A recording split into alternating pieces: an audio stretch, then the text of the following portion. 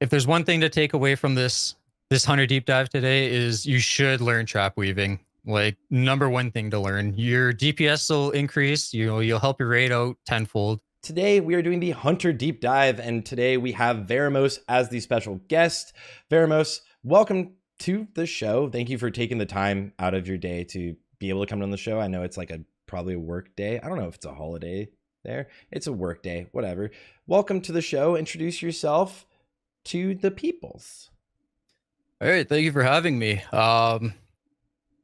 Yeah, it's luckily one of my days off this week, but yeah, I've been playing Hunter since the beginning of TBC. I played a Hunter originally in OG vanilla, like 2004 TBC, and then I stopped playing in Wrath. I became a Prot warrior. Won't get into that though.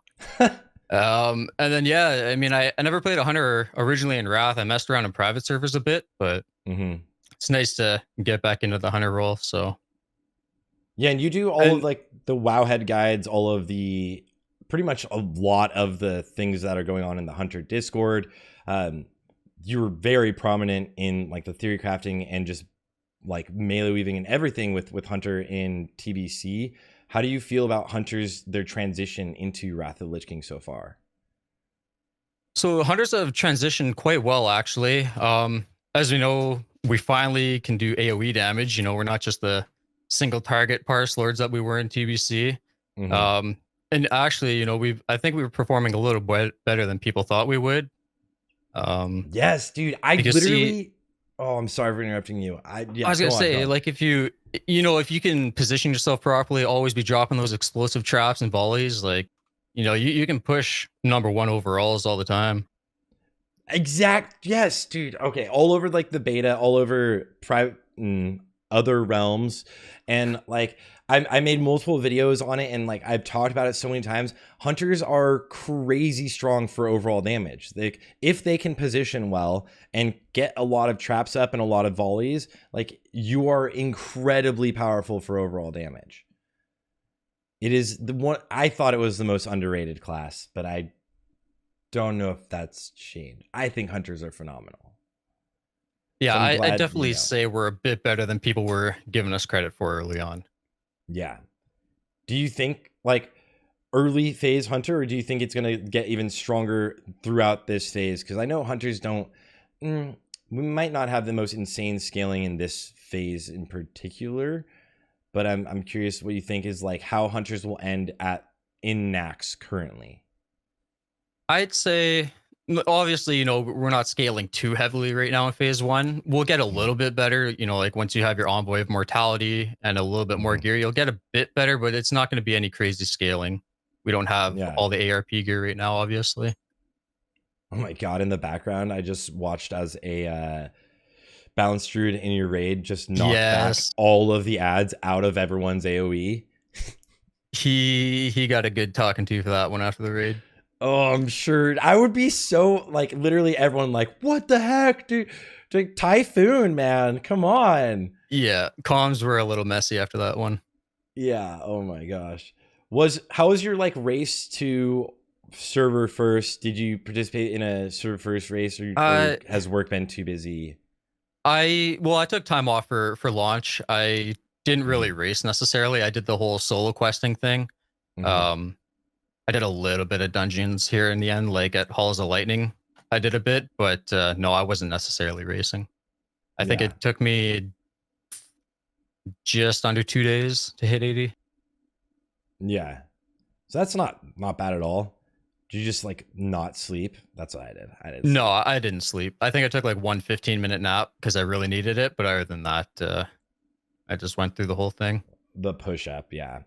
And then moving into gearing up in heroics, like pre-Abyss and stuff, was it an easy thing? Do you think Hunters do very well in the heroics? Because I loved Hunters in heroics. It is just, if you can play with a big tank, yeah.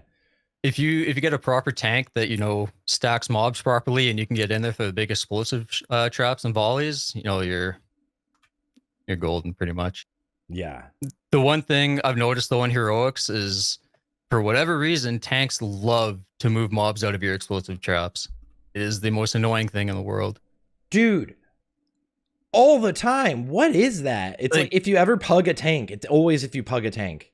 It's like all of Classic, all of TBC, you know, like OG WoW, everybody loves to stand in the fire. You know, the moment Wrath comes around and hunters are dropping explosive traps, suddenly everybody wants to move out of it. Yeah. And they see like the death and decay and they're like, I'm scared of this. Let's keep pulling. Yeah. I've like, yeah, every expansion I've always been like, can you just keep moving forward and pull something? But like now they're just like etching forward, but not pulling the next pull. If you pug tanks, oh, I'm working on a Death Knight tanking guide, and it is, I just like yesterday had like a call with Progress's main tank, and Zyrene's helping me out with it also, and like it's just all about like, because when you see most tanks, especially most like pug tanks, they'll usually be like blood if it was a DK tank, and they'll usually be like the deep blood where they don't have really a lot of snap threat yet, which is fine. It just hurts when you're trying to push quickly. And they always move for some reason. I've noticed DK tanks move out of their own death and decay. And it's crazy. Like, what is this mentality in tanks so far in Wrath of the Lich King? Because I think Wrath really changes how we play, where now you pull really big and stack it and kill it instead of always be moving. Unless you could. It's two different play styles, right? Yeah, for sure. Yeah. And hunters really excel in the stack and kill. Yeah, and one thing coming up really quick in the VOD here, while we're doing pulls, you'll watch right here. I'll do a quick 180 disengage to get closer to the explosive trap, like right here. That's another thing you can do to like really keep yourself up front with the tank and constantly be dropping explosive traps. It's one of those little min-max things you can do. Yeah, I think hunter mobility and staying in position, that's probably the biggest difference in overall from most hunters. Is like if you are positioned with the tank, or if you're constantly using disengage to get close, you obviously need to manage mana, which is a thing in this raid because we don't have a lot of things we can like Viper Sting. Yeah, exactly. But like if you can stay up forward, your overall damage is absolutely phenomenal. But one thing I wanted to touch on, I have a question for you. So recently, this is not hunter related. Recently, Warcraft logs kind of announced that they were looking at and then automatically fixing the fiery weapon buff that was going on with deep wounds, the bug with fiery weapon. And then Warcraft, like World of Warcraft, actually patched it instantly. But then Warcraft logs now, 3 weeks in, announced that they are banning Soul Revival, the 10% damage buff that a lot of people have been using for 2 weeks to get insane parses and to pump super hard. And they're also looking at banning stuff like potentially banning Scourgebane Drought, which is the horde only 30 attack power buff to undead. How do you feel about things like that? Bans coming in, changes coming in like that. Also, massive shout out to Joker. Welcome to the stream. Holy shit, dude. Welcome to the stream, guys. We're doing the Hunter Deep Dive podcast with Veramos. Welcome, guys. But Veramos, yeah, how do you feel about that? I see both sides of it. I understand why they do it. Like everybody's gonna complain, like, oh, we can't compete with, you know, what is it, like 20% total bonus damage, but yeah, you know, like that's week 1 stuff, right? Or whenever they ban it out, week 2, 3.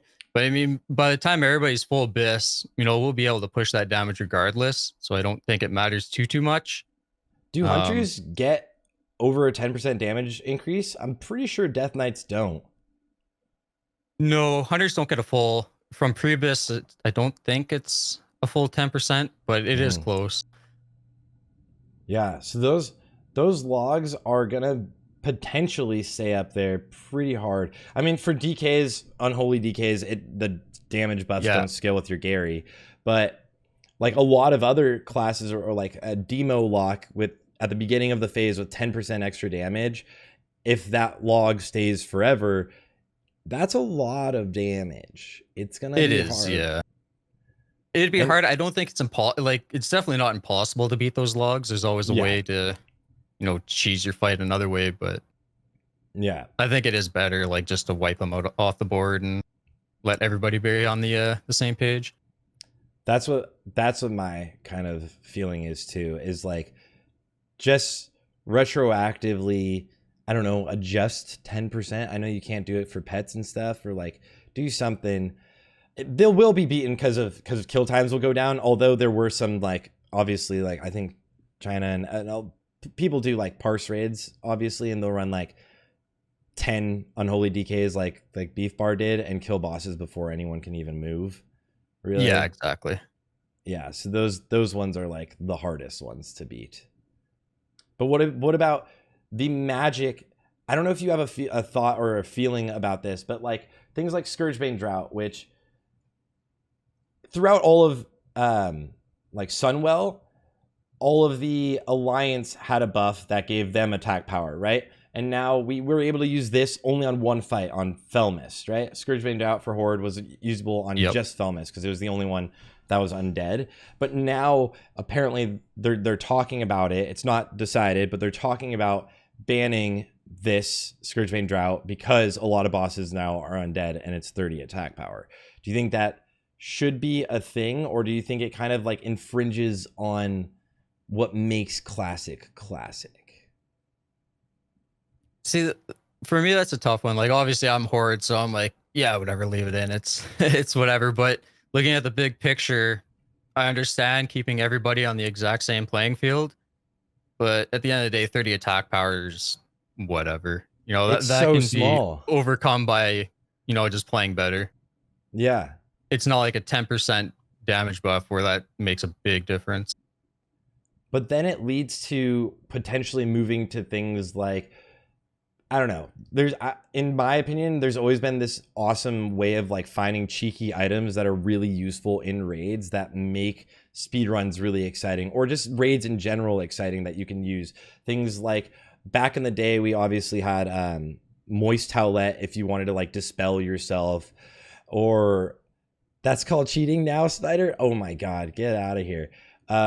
There's also like Swiftness of Zanza is still like the best thing you can use if you want to move fast, because it's just a speed increase, and speed is so important, right?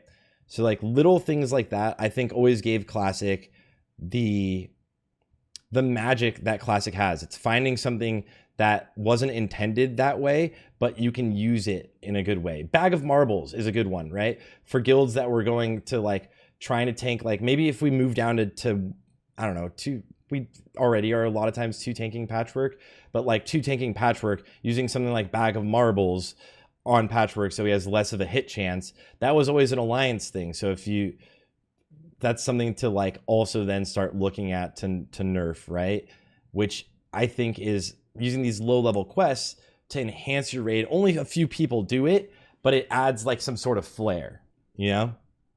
Yeah, and you know, like I raided with Space Force and TBC, and you know, we did all those small little things, and I think it's definitely fun doing that. And in that regard, I don't think, you know, they should be nitpicking every little thing that we have access to. Mm-hmm. So I do see that side of it as well. Personally, if it was my choice, you know, and I had a say in it, I'd be like, whatever, just let the players do what they want to do with all these goofy, fun little items. Let them have at it. Stop trying to police every little bit. Yeah. But I don't have a say in that. That's fair. I guess I want to say we don't. No one does, but it only happens when people start complaining. I think that's when it happens. And it usually only starts happening once somebody pulls it off, right? Yeah. Somebody pulls it off and they're like, that was awesome. Wait, no. I don't want to do that. Nerf that. Yeah, exactly. It is. Yeah, I think in general, there has been a trend that Spiders is saying in chat that it technically has happened more often than not when Alliance starts complaining. It has technically throughout history. That is true. So like now Horde have this advantage. Horde racials though that is one that I think maybe, I guess it shouldn't be looked at, but that's a difference in a significant amount of DPS if we end up stacking like unholy DKs per se, right? Yeah, that is true. Yeah, so we're seeing Horde finally, kind of finally being the stronger one. What I'm curious. You mentioned obviously you did raid with Space Force. You guys were able to get world third. It was I think it was world third. That's where we ended up. Yeah. Yeah. What brought you away from the speedrunning scene and that more hardcore scene? Is it work or? So yeah, it was more of an IRL situation. You know, I kind of dipped out of Space Force around mid Black Temple originally, like the late raids, and just it was just conflicting with my work schedule, and I it was killing me trying to make all the raids and the PTR practice and all that. And then I came back during Sunwell, you know, got the world record run with them before I got broken and whatnot. And then by the time Wrath beta was out, I couldn't maintain the schedules and then how hardcore they wanted to be. So I mean, if I didn't have the work schedule I did, I would have loved to stay with Space Force. It just wasn't in the cards. Yeah, I think that's a tendency for Classic came out in this like beautiful time when everyone started working from home because COVID hit, and it was like nobody, like you didn't need to go into work. And at first, working from home, I'm pretty sure a lot of people were like, "I'm just gonna play video games." So like exactly, yeah. Now that we're back into the real world, I think it's a lot harder to maintain the like push, especially if you're in one of the more hardcore guilds. And now you're raiding with, is this a Uprising? So, yeah, so it's a brand new guild for Wrath. It's more of a Parse oriented guild. We're still trying to get through the raid quick. You know, we're not just lollygagging by any means, but it is more focused around boss parses. And the raid times were also earlier, right? It's not like I'm going to bed at 1 a.m. and I have to be at work for 5. You know, my raids finish at 10:30 at night. So it's so much easier. Kind of something I looked for when I was finding a new guild. Yeah. That's actually extremely important. I kind of do the same thing. Like I raid at 10 a.m., which for me works because I'm obviously this is my job. But like for me, that's perfect. I like the people I play with on my EU realms, like they're up. I'll look sometimes. It's like I'm about to go to sleep. And like Lottie is like, all right, I'm logging off. I'm like, how are you still up, dude? It's 9 hours later. It's 9 a.m. That's what a lot of people are like that, though. A lot of people play until a very, very late time. And I think having a decent schedule is like a healthy thing with World of Warcraft. Yeah. I mean, don't get me wrong. If I had the option, I'd be playing WoW way more than I do now. But it's just not a possibility yet for me. Yeah. I see that in the raids you're playing Marksman right now. I'm assuming I am, yep. Tactics is playing Survival, so you have one of each? You would think so, but Tactics wanted to play Marksman so he can compete against me. Oh, really? So, yeah, so neither of us are playing Survival. Okay, well I'm curious. Let's dive into Marksman as a hunter. Let's look at what are the changes from Hunter, actually in general, right? Off the top of your head, or even I'll pull up the WoWHead, but what are the class changes we have as a hunter moving into Wrath of the Lich King that are kind of core to hunters in general? So one of the biggest changes, and I think you had mentioned this in your earlier survival video, is we're not really, like in TBC, we were like a rhythm-based class, right? You're just weaving your steadies and autos together, mixing in a multi-shot on cooldown and whatnot. Yeah. The biggest change now is, we have all these new abilities. We're more of a priority system class where, like me playing Marksman, I'm focused Chimera and then aimed and then arcane, and then filling steadies in until my Chimera comes back up. Auto shots obviously just go through regardless if you're casting or not. So that's a very nice change. Yeah. And then we're AoE gods now. We are absolutely AoE Giga Chads. It's so sick, dude. It is so sick. I'm like, are you playing a raw single target Marksman build? I would assume so because you said you're doing more parsing, right? I'm actually a trap weaving build. Oh, I love it. Do you have that in? We'll get into specs in a second, but trap weaving, I'm curious, actually. That's a great segue, but like trap weaving from what we came from, right? So we had melee weaving. Blizzard decided they didn't want that anymore. It was incredibly fun. I loved the playstyle. How do you feel about moving towards now trap weaving? And can you kind of tell the audience or people listening or watching just what that means and how you do it? Yeah, so trap weaving, it's sort of similar to melee weaving from TBC, right? You know, you find a gap in your rotation, you quickly move into the boss, drop an explosive trap, and then you move back out to the minimum range you can be at to start your range rotation again. Um, the what do I want to say here? Like the biggest difference is that you're not moving in as often, right? Like your explosive trap is on a much longer cooldown. Obviously, you can fix that with readiness and drop another explosive trap when needed. But you're not in and out, you know, like every 2 seconds, immediately attacking, running back out. It's a lot easier than melee weaving was. Yeah. Do you feel like the hitboxes make things a little weirder for trap weaving? Like you feel like you have to move in Yes. a lot further than you used to for melee weaving? Yeah, so each boss is different. It's like you see here on Patchwork, his hitbox is rather small and he's very easy to weave on. But bosses such as Meixna, Malagos, and Sartharion, they have a huge hitbox, right? So it's like you gotta run. You're running for like 5 seconds, and the trap has to be dead center. You can't drop it like on a back leg or something, and the trap just won't go off. So you have to run in a decent amount. How much of a DPS increase is it to be trap weaving? So for marksmanship, I think it was about 400 to 500 DPS. Like if you do it properly, right? Yeah. If you don't miss any of your traps or they don't go off, um, yeah, it's a few hundred DPS. Significant. It's definitely worth it if you can learn to do it properly. And I do recommend, like, if you're playing Hunter, you should definitely try to trap weave. Yeah. The only downside to it, sorry to cut you off there. Not at all. The one major downside is, you know, if your boss fights are a little longer, it's very, very mana intensive. So Yeah. if you're gonna run yourself out of mana doing it, and you're not aspect weaving, then it's almost not worth doing it. If you drop the trap whilst in aspect of the Viper, but you change before it goes off, does it snapshot the aspect that you dropped it in? It does snapshot what you dropped it in. Yeah.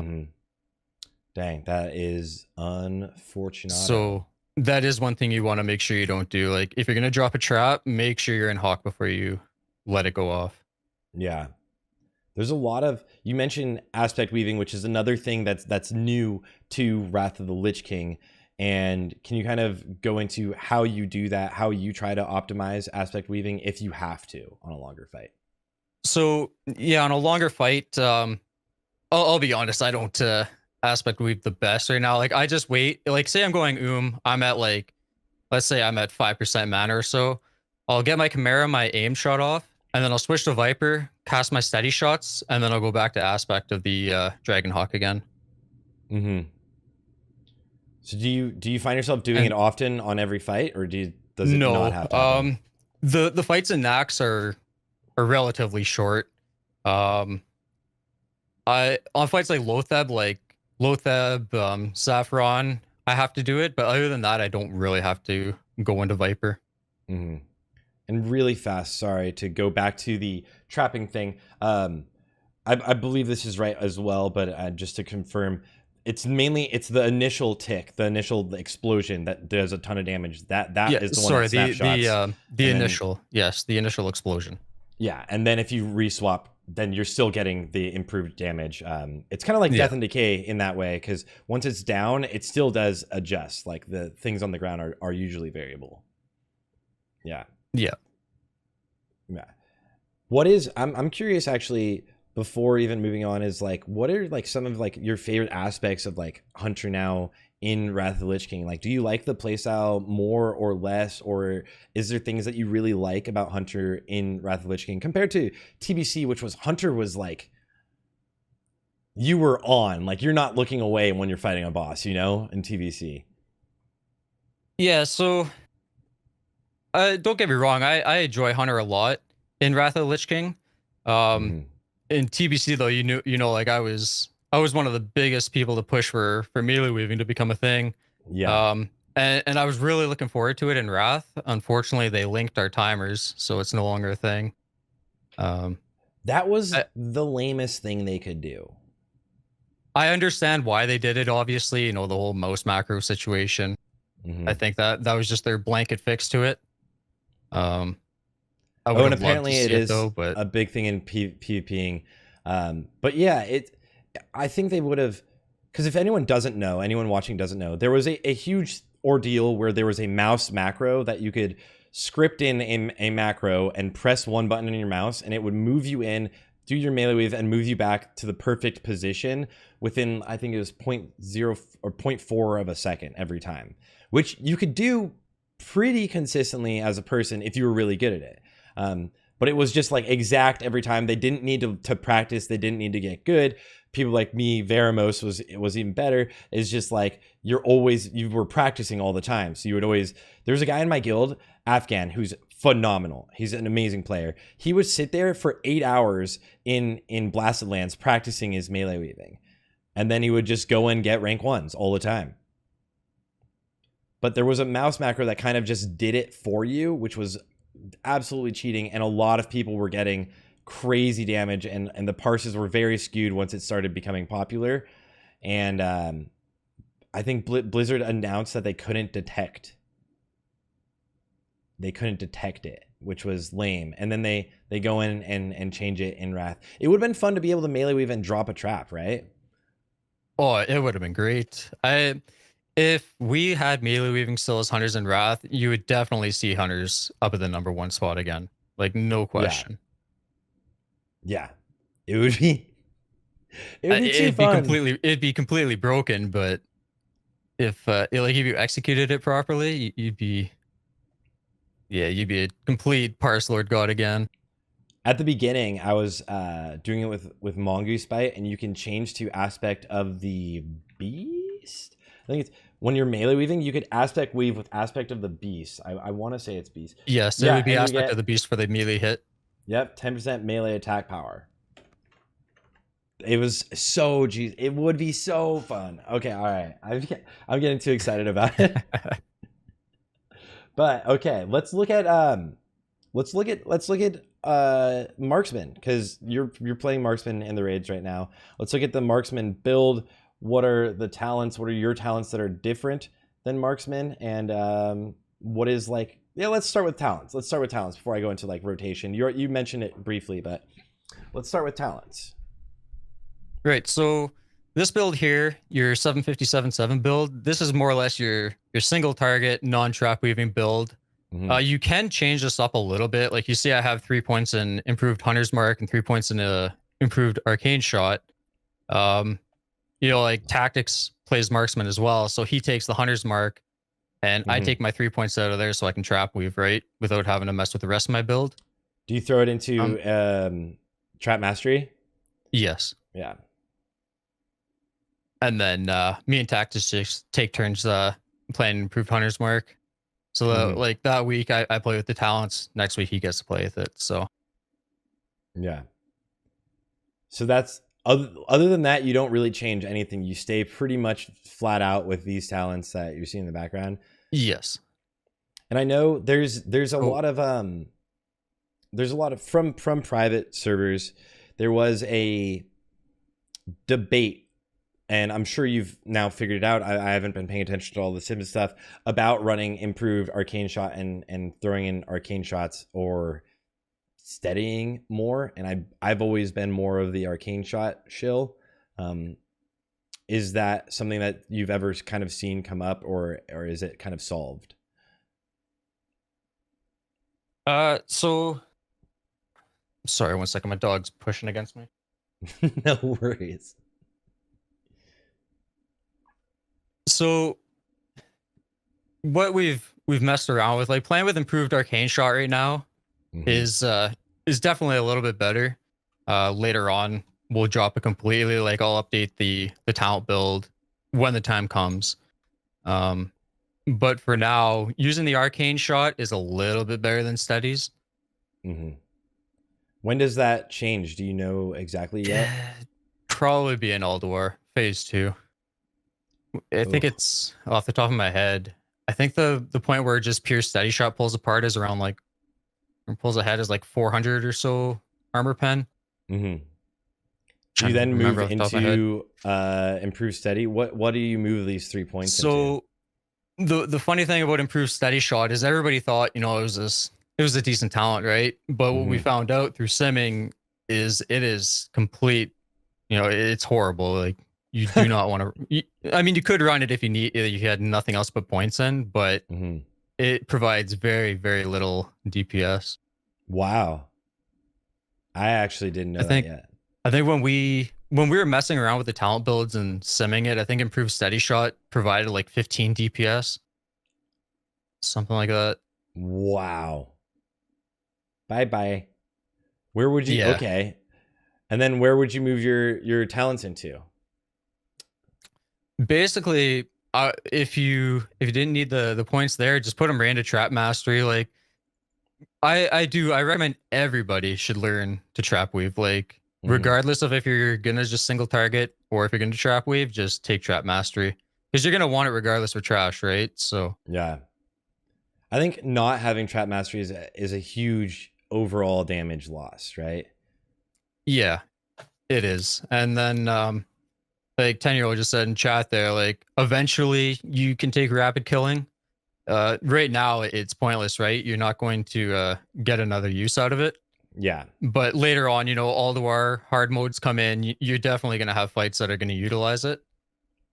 So that's another place that you can start putting points in. Yeah, just to get your big CDs back quite faster. Trap mastery though is I've always been I'm a shill. I'm like an overall damage shill always, and I love the single target still, but like being able to move those talent points into trap mastery I think is really nice, having another hunter that grabs the improved hunter's mark. And also you don't need to generally grab true shot aura because you've got like enhanced shaman or what is arms warrior. It's the enhance and blood decay. If you scroll down, blood, if you scroll down under the thing, I explain it. Like hunters, you know, if you need true shot aura, abominations might. Yeah, like if you need true shot aura and you don't have anybody else in your raid, you can take it. But the abominations might and unleash rage both provide additional stats for those classes. Where hunters, you know, we get nothing extra out of true shot. So yeah, so it's kind of actually. So I mean, it's a lot better for them to grab. Yeah, it's better for another class to provide it because they get additional stats out of it. But if you need to as a hunter, then you can take it and then just drop 1 point out of improved arcane shot. And then also we have focused aim. Do you ever not grab focused aim once you have enough hit rating, or does it still? Yeah, so you can move your points around from focused aim as you need to. Obviously, the gear right now, like in phase 1, you're going to be using focused aim most of the time. But in Alduar and later phases, there's just so much hit rating on gear that you're not going to need that anymore. Yeah. And then that's when you can move, like you can move your focused aim points into the rapid killing. You can move them into trap mastery if you need to, etc. Really is. And then like, so then Marksman also gets quite a few, like it's a full rebuild for the most kind of. And some of the things are really cool. Silencing shot, a lot of people don't know. Maybe I mean, every hunter should know now. It's kind of off GCD and you can just macro it in for extra damage. Yeah, exactly. Do you have it macroed into just like steady shot or any of your abilities? I have it macroed into literally everything except for kill shot. Yeah. There's a couple caveats with that, right? Like say on Kel'Thuzad, they want me to use silencing shot, you know, to kick one of the frost bolts there. Hopefully tactics isn't here, but I don't do that. I just keep macroing it in. Every now and then you get a silence. You're like, I did that on purpose. I meant to do that. Yeah, it's a little bit more of a mana drain, but it's not an issue right now. It's free damage, right? It's a very small amount, but yeah, macro it into everything. And then Chimera Shot is your big new ability that you kind of want to prioritize over anything except for kill shot. Right? Would you still prioritize kill shot first, right? Yeah, you still prioritize kill shot over Chimera. Mm-hmm. So this is the juice. If you guys ever are running out of mana in a dungeon and any of the mobs have mana whatsoever, hit them with Viper Sting and then Chimera shot them. You will get 60% of that mana from them instantly, and you could maybe even hit them with the second Chimera. You'll never run out of mana. Unfortunately, like I was saying earlier, in the raid, in Nax, a lot of the mobs don't have mana pools, so you can't do that. So how do you deal with mana throughout the raids currently? So for me, it's not the biggest deal because my raid, we're not speed running or anything, right? So between pulls, like I'm very rapidly switching between Aspect of the Viper and Dragonhawk and just trying to recoup as much mana as I can. Like you were saying, there's really not much to hit in Nax with Viper Stings. So you'll see me, I'll quickly be running through the raid. I'll be switching to Viper and getting like 1 to 2 ticks of mana from water. But other than that, before the boss, we get a full drink anyways. So it's pretty chill. Yeah. And moving on to Glyphs, you're running Serpent Sting, Chimera Shot, and Steady Shot. Is there any differences that ever happen for the Glyphs, or is it always going to be Serpent Sting, Chimera, and Steady for Marksman? So for Marksman, this is something I've been wanting to bring up, and a lot of people have been asking me about this in the Discord too. So Serpent Sting, you always want, right? Because as marksmanship, you're increasing the total duration of your Serpent Sting. Therefore, your Chimera Shot is going to get more damage out of that. Yeah. Because it takes like your total duration, right? Yeah. Glyph of Chimera Shot. This is the important one. We actually did a lot of simming with Chimera Shot Glyph, and it shows a 50 DPS increase, but it will change your rotation, right? Because now your Chimera and your aim shots are going to desync a bit.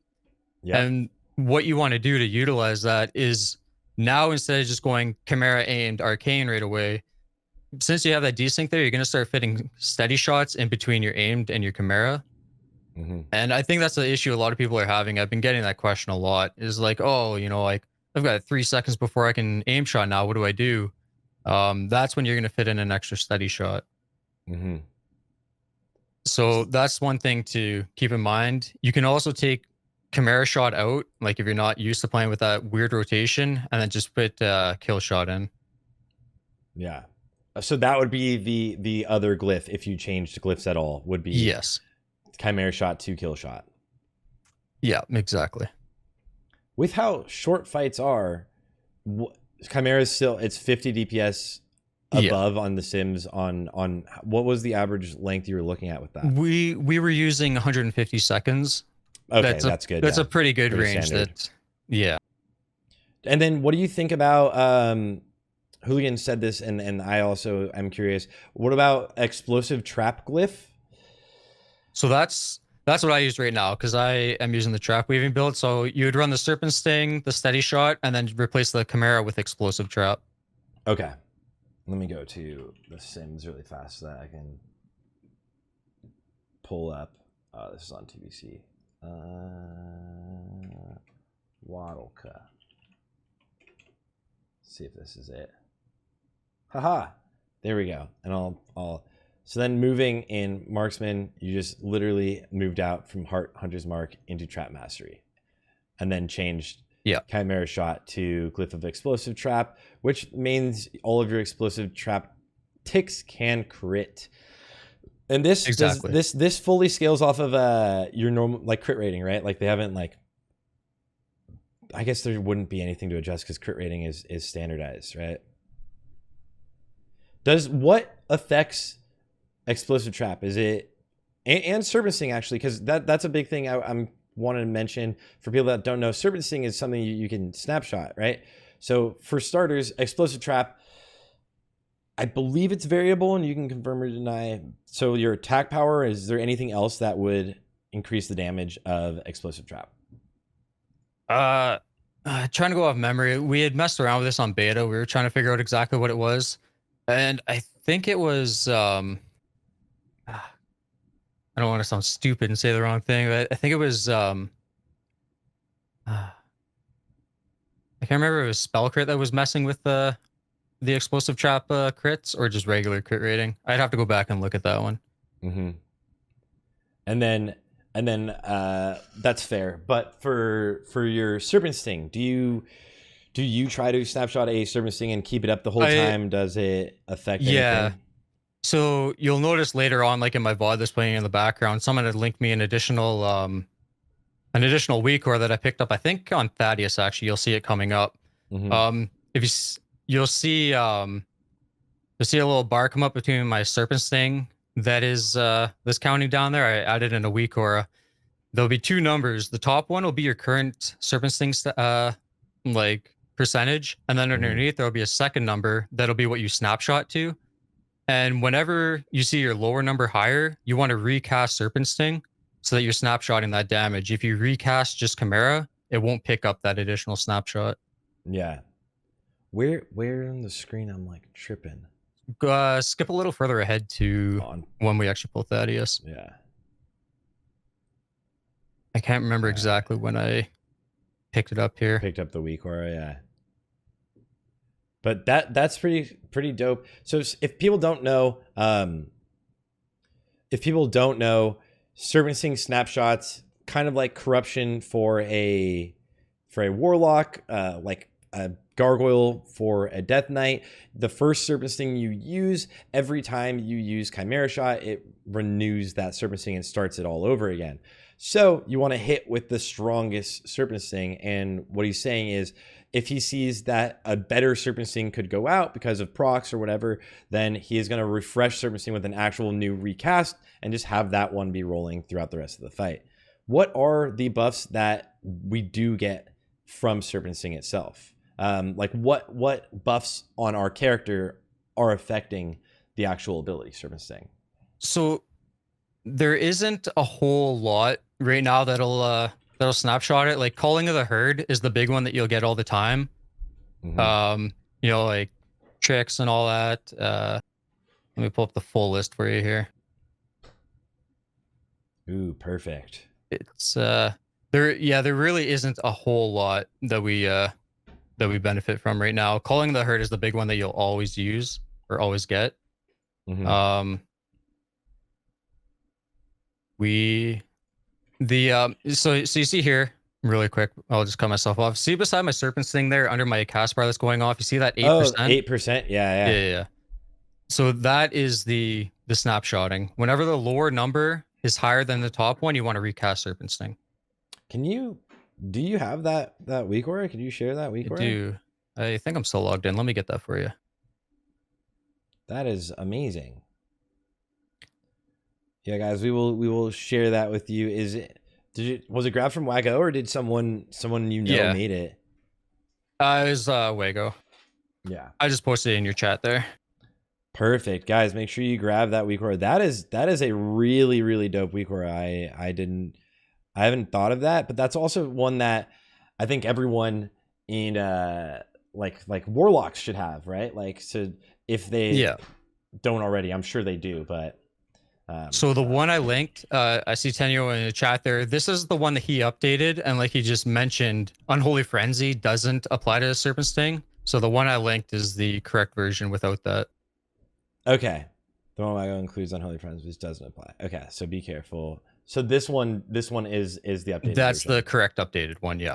All right, guys, make sure you get it. If you're watching this on YouTube, I will obviously have a link in the description. So what the exact it gets your attack power, right? And then a few of your other buffs. Let me pull this up. See if it has it all listed out. So when it's green, it's higher. Scroll down. Any percentage modifier that you have when you first cast a Sting, Culling of the Herd, Aspect of the Viper are preserved.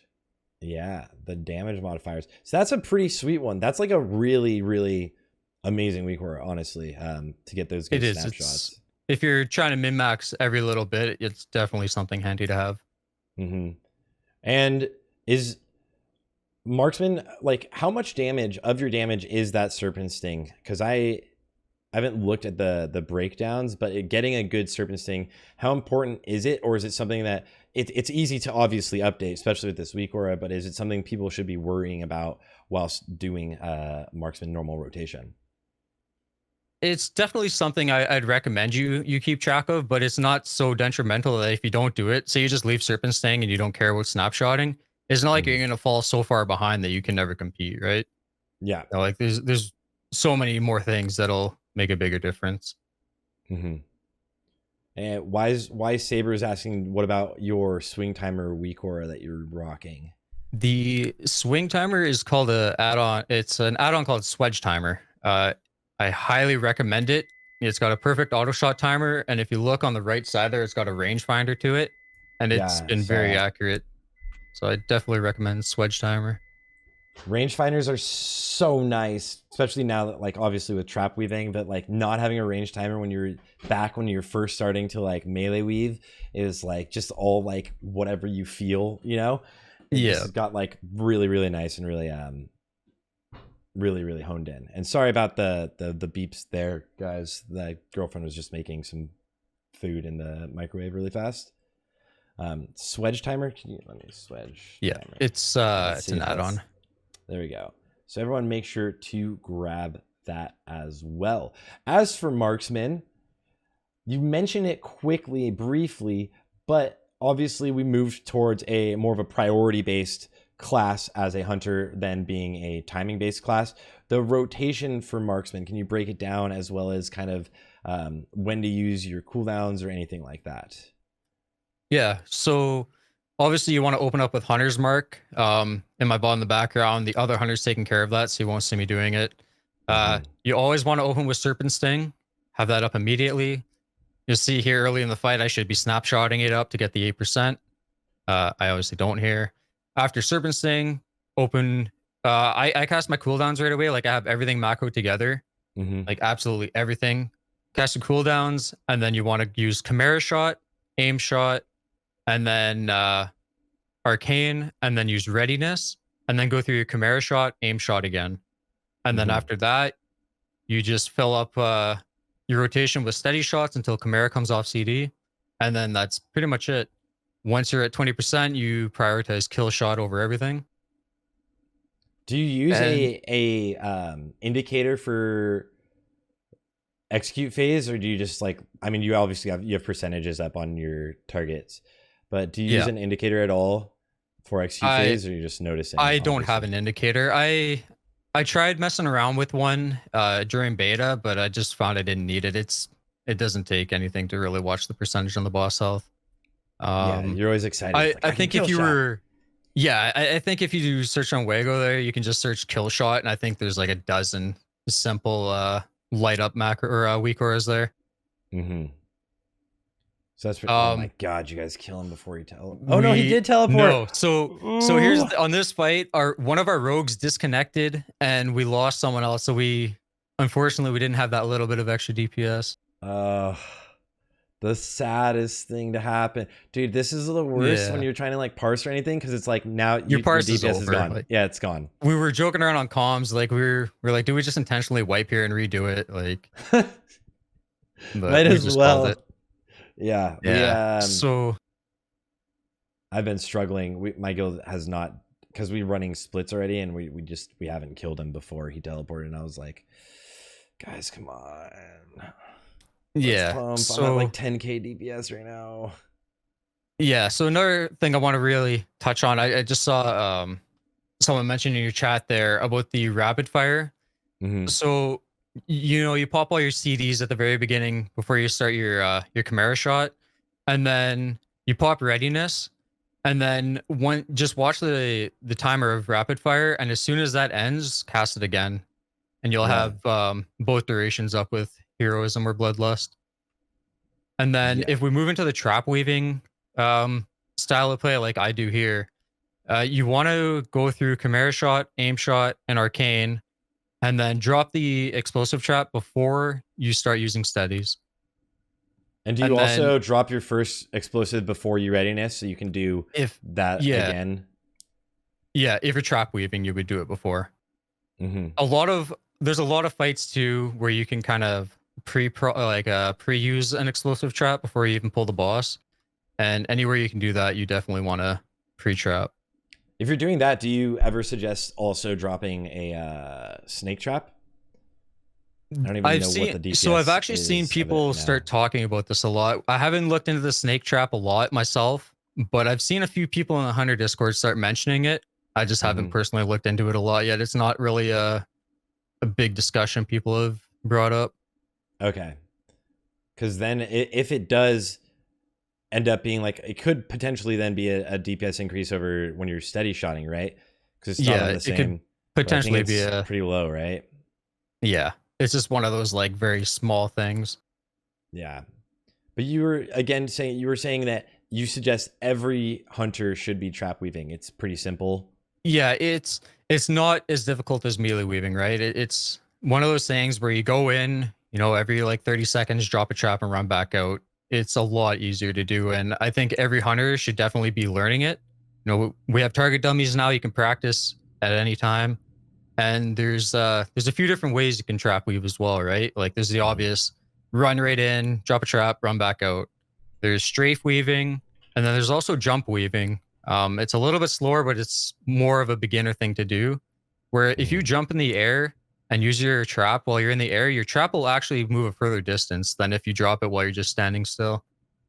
Yeah, because of leeway. It's like there's every ability has leeway on yeah, there's so many goofy things. Yeah, that's crazy. Could you then, is it possible to stay in position of being able to like usually shoot on, it would be particular to bosses, right, and their hitbox, and then jump and drop the trap and potentially get it off and then just land and like be shooting still? Yeah, like you said, it really depends on the boss. Like if a boss has a very simple and small hitbox, you can definitely just stay in the same spot, jump trap, and then just continue your range rotation. Yeah. So like you see here on the Hagen pull, I dropped a trap right where we pulled him to. Yeah. Got that pre-dropped, and then I just go on with my normal rotation. Yeah, because then you're now not able to trap weave anymore. Do you have issues with Hagen killing your pet? No. My pet actually stayed out this entire fight. We had definitely talked with our healers and other classes to be cognizant of our pets. The GM is a hunter, luckily, so he gives people crap if they don't keep our pets up. Okay, that's nice then. Yeah, I feel like also like the tank has to pull the boss like a little bit more for the positioning, because pets are just bit. Yeah, because they'll just get that dot on them and they'll slowly go down. You know.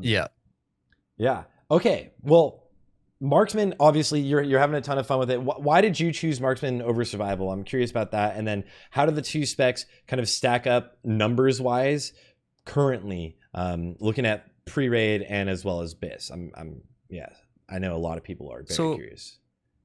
There's no particular reason I picked MM. It's just something I've enjoyed, right? Like when I messed around on the private servers, the small little bit that I did, I always just played Marksman. I had messed around with Survival a little bit, and if I ever got asked to play Survival for the guild, I'd absolutely do it. I just, you know, like marksmanship is kind of like that, the kind of off spec right now, right? Like we're a little bit lower on the DPS, but we're still competitive, right? And I don't know, there's no specific reason I went MM. I just like competing with these small amount that there are, and it's only slightly behind it. In full BIS, marksmanship is behind Survival by about 3% in these sims. How much DPS is that coming out to right now? So we'll look from a trap weaving perspective, since both specs should be doing it. Yes. Survival is going to be ahead by about 500 DPS, as per the sims, right? You know, in game things are a little different, but yeah.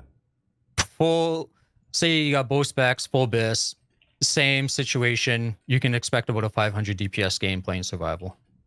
Okay, so well, that's I mean, good to know.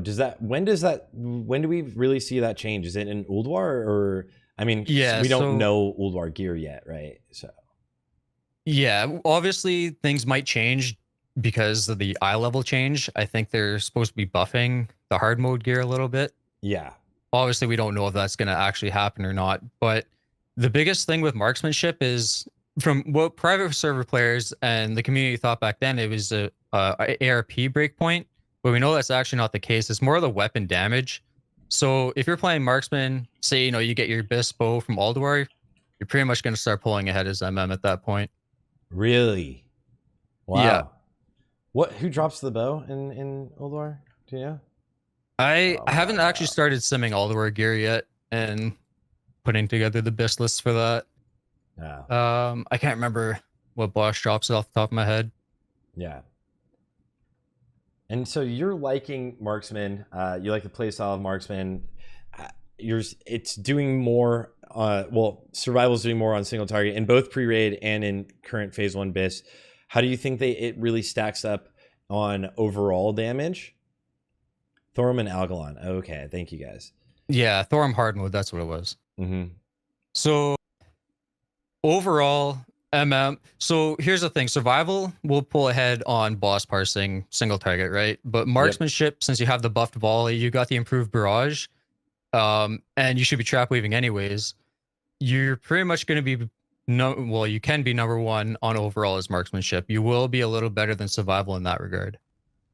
Yeah, that's something that like I had one of the early videos on the beta was like just the play style of playing a hunter now is so different if you're doing it well. It's very much you are very close to the tank. You're right on top of the tank. You're always dropping your traps. You're volleying often in AoE situations. On trash, you need to like hit that. Like you have MD up 30 seconds, right? So you're always hitting MD and you're just blowing things up. So overall, having an improved volley and an improved trap damage is very strong. It adds up very, very well.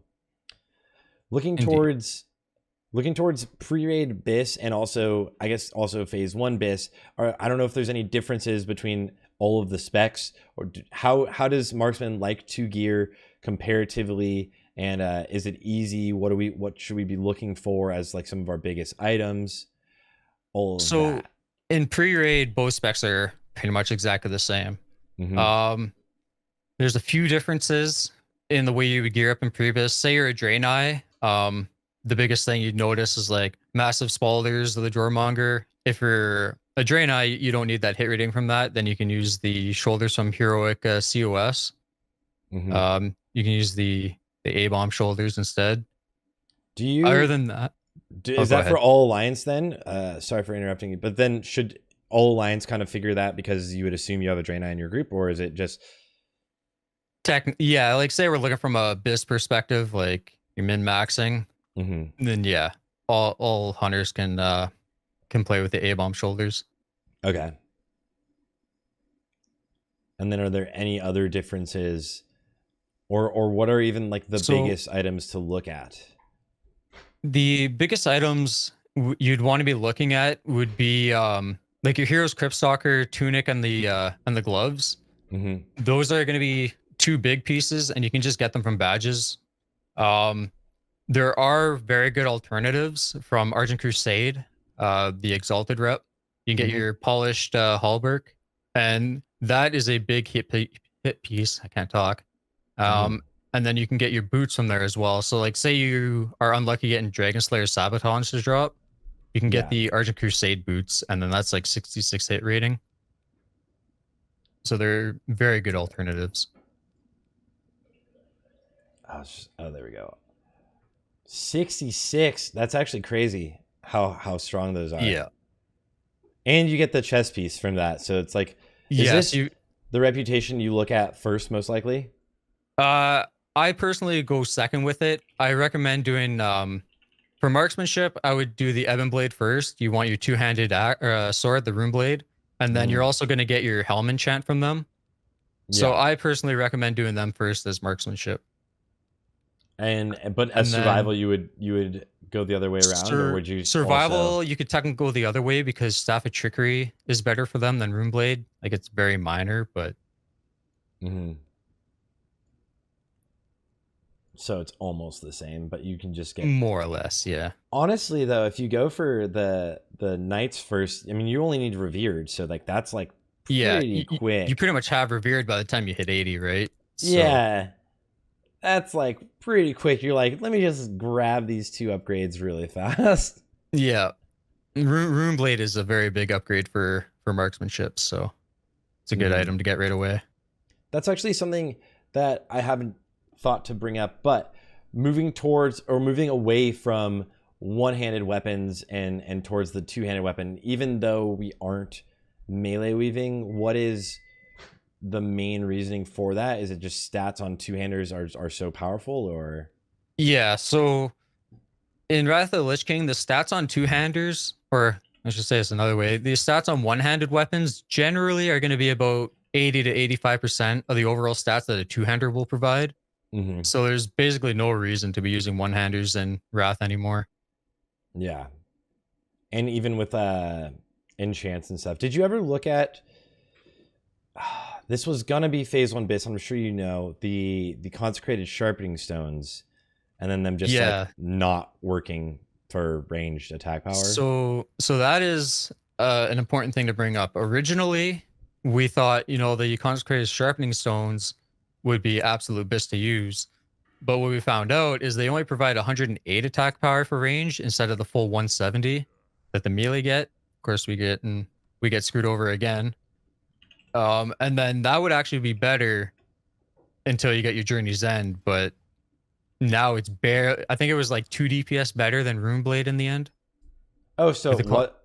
It wasn't even an upgrade, or that was after we found out that it wasn't after we found out that it only applies 108 attack power. It's it's so close to Prebis, it's not even worth worrying about or using. Yeah. And that was, is that a bug in the game, in the coding? Like, why is that's that? What we're suspecting. 170. So in TBC, there's actually a few items that had similar behavior, right? So the Crimson Sun jewel crafting gem, for example, the tooltip says 24 attack power, but it's actually giving 32 ranged attack power. Twin Blade of the Phoenix, for example, is 110 attack power, but it only gives 108 ranged attack power.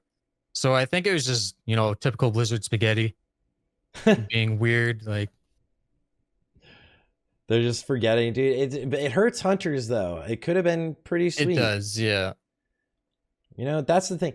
I think when something makes a class too strong, or like looks like it's very strong, like they're very, very quick to adjust. But currently, maybe this is a tendency, and maybe it's like a bias of like just noticing it more, but it feels like when something is off with a class, it takes longer to fix. Definitely. And you know, like we had brought up, like obviously the Crimson Sun gem was known forever, and it's just something they never fixed. But you know, you look at the Warriors, they find one little DPS increase and it's fixed within 24 hours. It was the same day. Yeah, so, it was literally, I made this video for it and I was like, sweet, this is sick. Like Zyrene told me about it, and then I went to a concert and I was gonna upload the video right as I got home, or it was uploaded, and I was like, I'll just wait and release it in the morning. And then I put out the video 4 hours later, it's patched. It's like, I've never seen Blizzard move that fast. It was the next day it was patched. It was pretty wild, yeah. That was the fastest I've ever, that was crazy. So RIP Warriors, that was the struggle, man. Good they get an extra 70 DPS. The AVXP was out for like a couple days. Or did they just nerf it today? Because people are getting 140k XP again still today. I was getting 70k right now XP from Altered Battles. Did you ever go into their Veramos, or do you even have? Are you playing at all? So funny we talk about Warriors. I'm actually leveling one right now. That's gonna be my main alt. I just started, right? So I haven't done much leveling with them or messed around much. So you can do AV right now, and you're getting like Kami is getting 130k XP per 10 minutes. You can get up to insane. I've seen people say that they peaked at 1.6 million XP an hour in AV, and you can also, you get like 20,000 honor per hour. It's very, very strong. What's up, Enthos, my man? Yeah, if that's the case, I'll definitely have to get my warrior in there. But it's only during the weekend. But the AV weekend lasts longer on NA realms. It's like 2 days longer for some reason. Something like that, yeah. I don't know why. I was looking at that and I was like, it ends tonight for EU, which is Monday, but it's like Wednesday for NA. So I'll throw some of my characters in there, I guess. Yeah, I'll have to go look into that. Zastia is asking, is trap weaving really a thing? It is absolutely a thing, and it is a large DPS increase, and everyone should do it. It's really simple. It's so much easier than what we had to deal with before, right? With melee weaving, it's not like a necessarily skill. I mean, it's skill based, but it's not like a skill based play style to the same extent by any means, right? Yeah, like not even remotely close. There's definitely, you have to know what you're doing and when you can trap weave. And you have to figure out hitboxes because some of them are just so terrible to deal with. But if you can trap weave, you should be trap weaving. Yeah. Which is almost every fight, right? Basically, yeah. Like we mentioned earlier, I kind of killed myself on Thaddeus during the polarity shift there. I was being a little greedy. So that's one of those things, right? It's like you kind of have to know when and where you can trap weave and when you shouldn't. Yeah, I mean, you moved a little slow on that, but you pulled it off on like every other polarity. It was that one polarity that got you, Yeah. So that's a fight where it's like, are you gonna be greedy? Because trapping, like we were mentioning earlier, you drop directly under the boss's hip, like the boss, right? Like it's like the hitbox can make it really weird and harder. That's a scary fight to trap weave. Don't do it if you're not very comfortable, Yeah, exactly. Yeah. It's one of those learning curves. It's like you have to, it's good and all to like watch a guide on it, but it's one of those things you have to get a feel for yourself, right? It's like, okay, I'm going to go trap weave Malagos, for example. Well, I dropped my trap in his hitbox under his leg and it still didn't go off. So it's a big learning curve in that regard. But once you get it down, it's very simple to do. I think like in the same vein, remember, like melee weaving, some bosses, like the hitboxes, you just had to figure out where they were. Like Supremus had the weirdest fucking hitbox, dude. It was awful. Yeah, so frustrating. Like Kill Jaden as well, like, and movement speed effects. It's just like, oh man, like, yeah. There's so many little caveats to it. Do you find yourself raptor striking when you run in, or is that a waste of a GCD so you can't? It's a waste of raptor strike while you trap weave. The only thing you can do while you run into trap weave is use a mongoose bite, but it's such a small DPS increase. Like it's almost not worth the hassle. That's what my melee weave macro is now. It's mongoose bite. Just mongoose, yeah.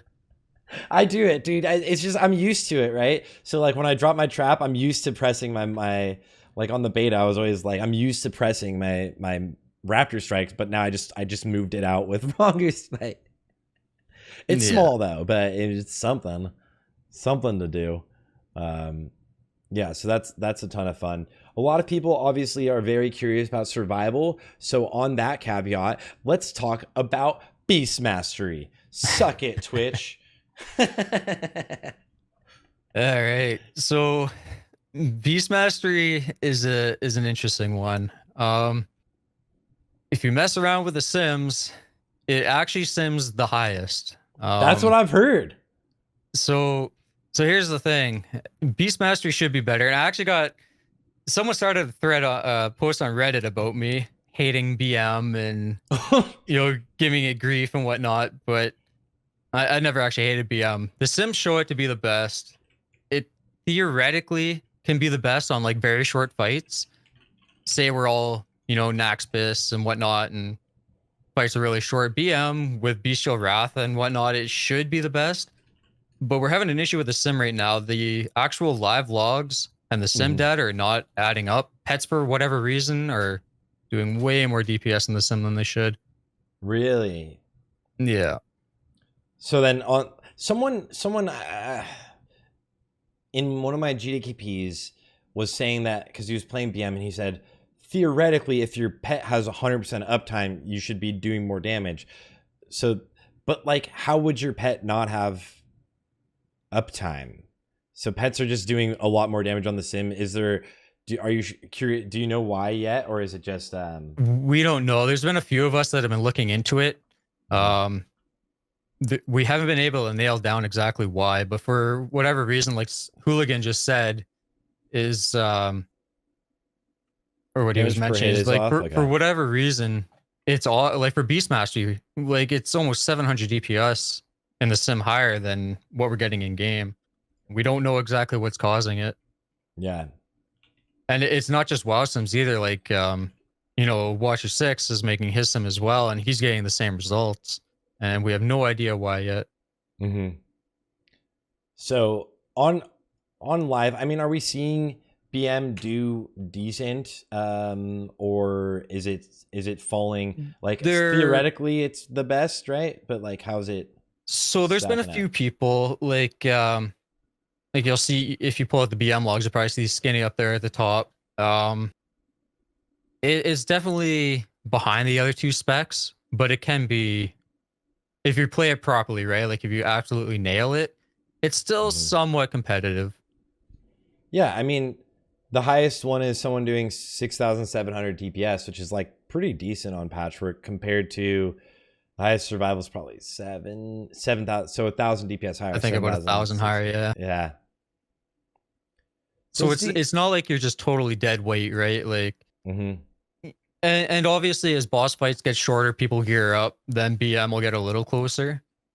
So it's definitely a comparably viable spec, right? It's not like totally terrible like everybody says it is. And I'm guessing, I'm assuming you made the guides on WoWHead also for BM. How does BM change from obviously being the exact spec you always play to not the spec you play, but how does it change at its core moving into Wrath of the Lich King? I know it's quite different. So it doesn't really change all that much. In that case, obviously I take it back. As BM, you don't have Chimera shot like Marksman. You don't have explosive shot. You pretty much have no new abilities outside of kill shot, right? It's basically steady aim shot, multi if you need to during multiple encounters. Yeah, there really isn't too much that's changed from TBC per se. But now it's just like you get a exotic pet. Yeah, so that's another thing. Is like if you want, you can play with a devil soar. You know, get a nice exciting pet, but it's still not better than a wolf. You know, really? Yeah. So wolves are still better than any exotic pet you can get. Wow. So you still run all the way down to grab Beast Mastery for the skill points, or is it? You grab your skill points, yeah, but then you wouldn't actually use an exotic pet. On that note, though, say you were fully building your raid team around it, Chimera pet can technically pull ahead, but that's like you're fully building the raid team just for your pet. How does that? What does the Chimera pet get, and what does it need to make it stronger? What's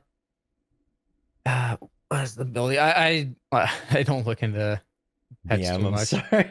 Yeah, I don't play BM. It's the breath ability that they cast. It's frost and nature damage, so it's like you have to build around their pet specifically. Like I think it's a spell power that they run off of. Yeah.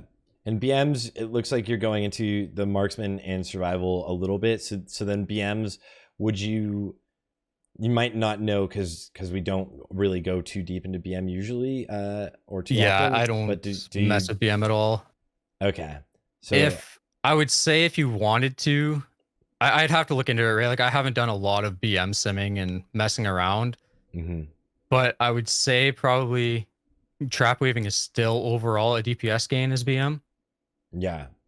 I mean, you're missing an entire main ability, right? Like you don't have a Chimera shot or a explosive shot. Yeah, you don't have any additional abilities that the other two specs have. So it's like your rotation is very, very simple and there's not much going on. So like if you can trap weave, it's definitely worth it. Yeah. Even if you don't have trap mastery, you should still be dropping the explosive trap at least. Yeah. I mean, explosive trap on trash is like insane, right? But Yeah, and then I guess I'm assuming these glyphs will just kind of be consistent. Seeing you're steady shotting all the time now, and pretty much Bestial that. Wrath. Yeah, as BM, that's like your main thing. Obviously, Bestial Wrath for the cooldown reduction. It's pretty self-explanatory as BM. That's where the majority of your damage is going to come from, and that's what makes it really good on very short fights. I think it was, if I had to go off memory, is like in the 70 to 90-second range where BM can really pull ahead. Okay, And yeah. once we gear up in Nox, boss fights are going to get into that range. So I wonder if that stays anywhere consistent moving into new phases, or it's like because your gear doesn't scale with your pet as well, or does it? not really, not as much as you'd want it to, and that's why BM falls off so much. Yeah. So BM's like normally, I mean, traditionally known as like a meme spec on private servers. Yeah, it's a meme. It's not so bad that like that you can't play it, right? Like if you want to, sure, play BM, but you're not going to be such a detriment to your raid that you can't kill bosses. Yeah, but it's not really the way to go. But it's not a spec that anybody really should be playing. Well, you mentioned it really briefly. So your rotation is basically the exact same as what you did back in the day, with the addition of kill shot at your execute phase, pretty much. Phase? Yeah. That sucks. Yeah. Like that and no melee weaving. Like what? It's like, oh well, I'll just sit here and do nothing for like the whole boss. And you also don't have to time your auto shots now, right? Because you're not clipping them. So like BM is just sitting there spamming. That would be, oh my gosh. If you're playing BM right now, guys, I mean, you're less DPS, but you've got to be so boring. You pretty much just falling asleep the whole raid. Yeah. Like, just what are you doing? Just sitting there. Yeah, that's rough, man. That's rough. I mean, obviously we don't have melee weaving and stuff, but like not even having a timer to clip, and like there's nothing to like worry about. It's like what I used to do with my warlock. I don't know if you ever saw my warlock's bars used to be every button was shadow bolt except for one Seed of Corruption. Hey, I do remember seeing that. And that's just, and I didn't even press those either because I changed it so I keybound Shadow Bolt to my mouse scroll wheel. So those are all just for show, because like literally I just scroll wheeled like this and I was like, and there's number 1 DPS in this GDKP. Can I have my DPS cut? All right, cool. Yeah, it's extremely boring. Like, may as well just close your eyes throughout the raid, have a little nap. Yeah. With that being said, then we're moving straight past BM to the spec that a lot of you guys really like, Surv. Back to Marksman. All right, back to Marksman. Let's talk about Chimera Shot. All right, Survival Hunter. Survival Hunter is the number 1 single target DPS hunter in this phase. It'll obviously be overtaken in the next phase, but it's the one that most people are probably playing right now. How do you feel about it? How has it changed in Wrath of the Lich King? What are the big do's and don'ts? Hit me with it. So survival, obviously pulling ahead from marksmanship by a decent amount. So there's a few things with survival. Obviously, the most important thing is trap weaving matters more for survival than it does than marksman. And the biggest reason for that is lock and load. If you can trap, you want to trap to get as many lock and load procs as you can. And what that's going to do is allow you to cast more explosive shots. And segueing kind of into explosive shot, you want to be casting explosive shot, but not clipping the dot on it. So what you want to be doing is casting an additional ability in between explosive shots. Yep. And what we found, originally we were thinking like, oh, you should just cast explosive shot, wait for the dot to count down, and then cast another explosive shot. But what we found is casting an aim shot or a steady shot in between is actually better. I literally, oh my gosh, I remember going in and like going against other people that were like, this is bad to say, but remember, like, when people have been playing on a realm that's been Wrath of the Lich King for a long time, it's very like set in stone in their head how the play style is always going to be, right? And then on classic, the scripting is a little different, and things work slightly different. And I remember I got in an argument with someone about like, I think it's worth it to send your steady shot out in between your explosive shot dots. Be like definitely worth it, obviously, to get your instant cast, right? Like an aim shot out or something like that. Maybe if you got a Serpent Sting refresh, but like even a steady shot out, because it just like that downtime is just downtime of doing nothing, and the baby bit of clipping, the explosive shot is so small.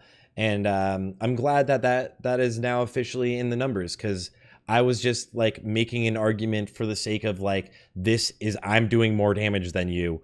Look at, I feel like this has to be right. I don't have like the exact numbers yet, you know? Yeah. And so even like, because steady shot cast gets affected by haste, you know, it's still better to cast that in between the explosive shots. We do know that now for a fact. Yeah. It's a small DPS increase, but it is one regardless. Yeah. And then really quickly, Vlad is mentioning, we talked about this earlier, but apparently Marksman, it's actually not armor pen that changes, that brings them above. It's actually the weapon. That was the weapon now. That was the big private server thing, and people still fight it today. It's not so much armor penetration, it's the weapon damage. So, and that's why envoy mortality is such a big thing, right? Like you look at your weapon DPS and the range on that compared to like any of the alternatives, it's huge, and that's what makes all the difference. People thought, you know, armor pen, and for Mob Doobie, they're asking what ARP is. That's armor penetration. Survival and marksmanship have very similar amounts of abilities that share like armor pen. Like marksmanship accounts for like around 60-ish% of the damage. Survival is still about 40 to 45-ish%. So it's not like it's a totally useless stat for them. Yeah. Like if you go to any private server and you mention armor penetration and survival in the same sentence, like you'll get crucified. Like yeah. But then it puts, but now it's marksman hunters take over earlier because of the weapon just being so strong, not the armor penetration. And that's what we found out through simming and whatnot. And then sorry to bring that out. It was just responding to the Twitch chat, but no problem.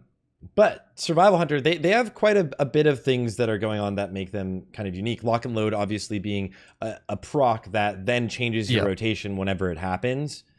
But there's also this interaction between Black Arrow and Trap Weaving, right? Black Arrow shares a CD. Black Arrow makes all of your damage you do to the target for the next 15 seconds is 6% more, and it also hits for damage.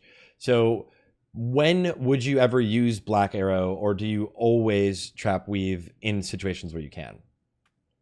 So you almost always want to be using an explosive trap instead of Black Arrow. The only time you really wouldn't be able to use the explosive trap, like we've mentioned a few times, is if a hitbox is so horrible that you're going to be wasting more time running in and out, then it's better just to sit back and Black Arrow. God, that's funny, because it's so funny like watching the melee weaving, because like, you know, like back watching you melee weave, it used to be these tiny, so precise movements, right? Yeah, like you barely see your character move. Yeah, and now it's like, let me take 3 steps in, drop my trap, take 3 steps out. Yeah, and we kind of started messing around with this. There's a certain point where it's not worth it to run in, right? Like it was around, I think it was around the 2 to 3 second time. Like if you're slow at trap weaving and you're taking more than 3 seconds to trap weave, you're better off just sitting back and Black Arrowing instead. 3 seconds? Yeah. It's a very reasonable window, right? It's not like you have to be so precise and be in and out in a second. Like melee weaving was 0.3 seconds, right? Yeah, it was you had like half a second to go in. Yeah, if you're at half a second, you're technically a slight bit slow, you know? It was like, oh my God. You have 3 seconds to get your trap weave off, guys. If you're watching this and you're nervous about trap weaving and missing your traps, just, I think like the biggest advice, and this is even, I'm not even doing it yet currently, I did it a lot on the beta, is just like learn the hitbox of the boss. That's everything, right? And that's unique to every boss. Hooligan just said this too, like trap weaving in survival is way more important than it is for marksmanship because of the lock and load procs, right? Like if you miss a trap, say you go into trap weave, you miss your trap, it doesn't go off. Well, you've lost the uptime on the damage because you've been moving, but then you're also going to lose out on your lock and load procs, right?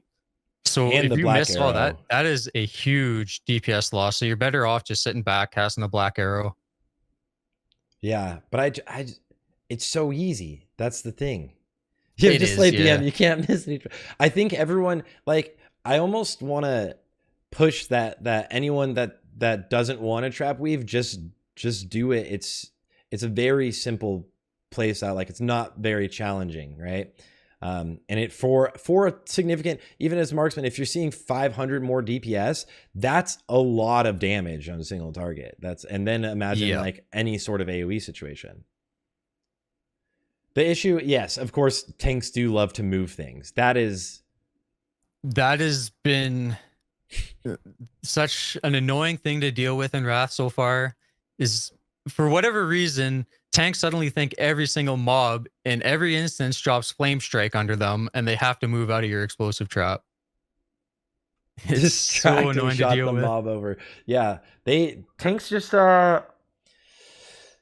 think that's a difference in mentality. That's like a weird difference in mentality, because beforehand, like we were talking about earlier, that wasn't a thing people really changed as much, right? Like, people loved to stand still back in the day. And you kind of wanted them to move. Now it's like people just move directly out of the range of the AoE on the ground for some reason. Yeah. Now, on the other side of that, I understand speedrunning, because I've been in that situation, right? Like, if you're in a speedrun guild and you're trying to explosive trap, like, just good luck. It's not happening. But it's actually, interestingly enough that you mentioned that, I think there's two very distinct different play styles that are kind of coming into play right now with speedrunning. It's either you do kind of what Beef Bar did, where you do a huge pull, like kind of rocket boots past like 5 different poles or 4 different poles, and then group them all up and blow them up, which would be like the most fun thing ever for a hunter. Or you do what Progress did in the Race World First, and where your Frosty Ks, it's like Frosty Ks versus Unholy DKs too, where you're constantly moving and killing things as you're moving, instead of grouping it up and then killing it. You're constantly moving and killing as you're moving. That's right. More of like the traditional form of speedrunning, but with the power of AoE now and our ability to live through these huge pulls, that like things aren't as scary within Nax, it's looking like that might be the future, or like kind of the meta in speedrunning. Yeah.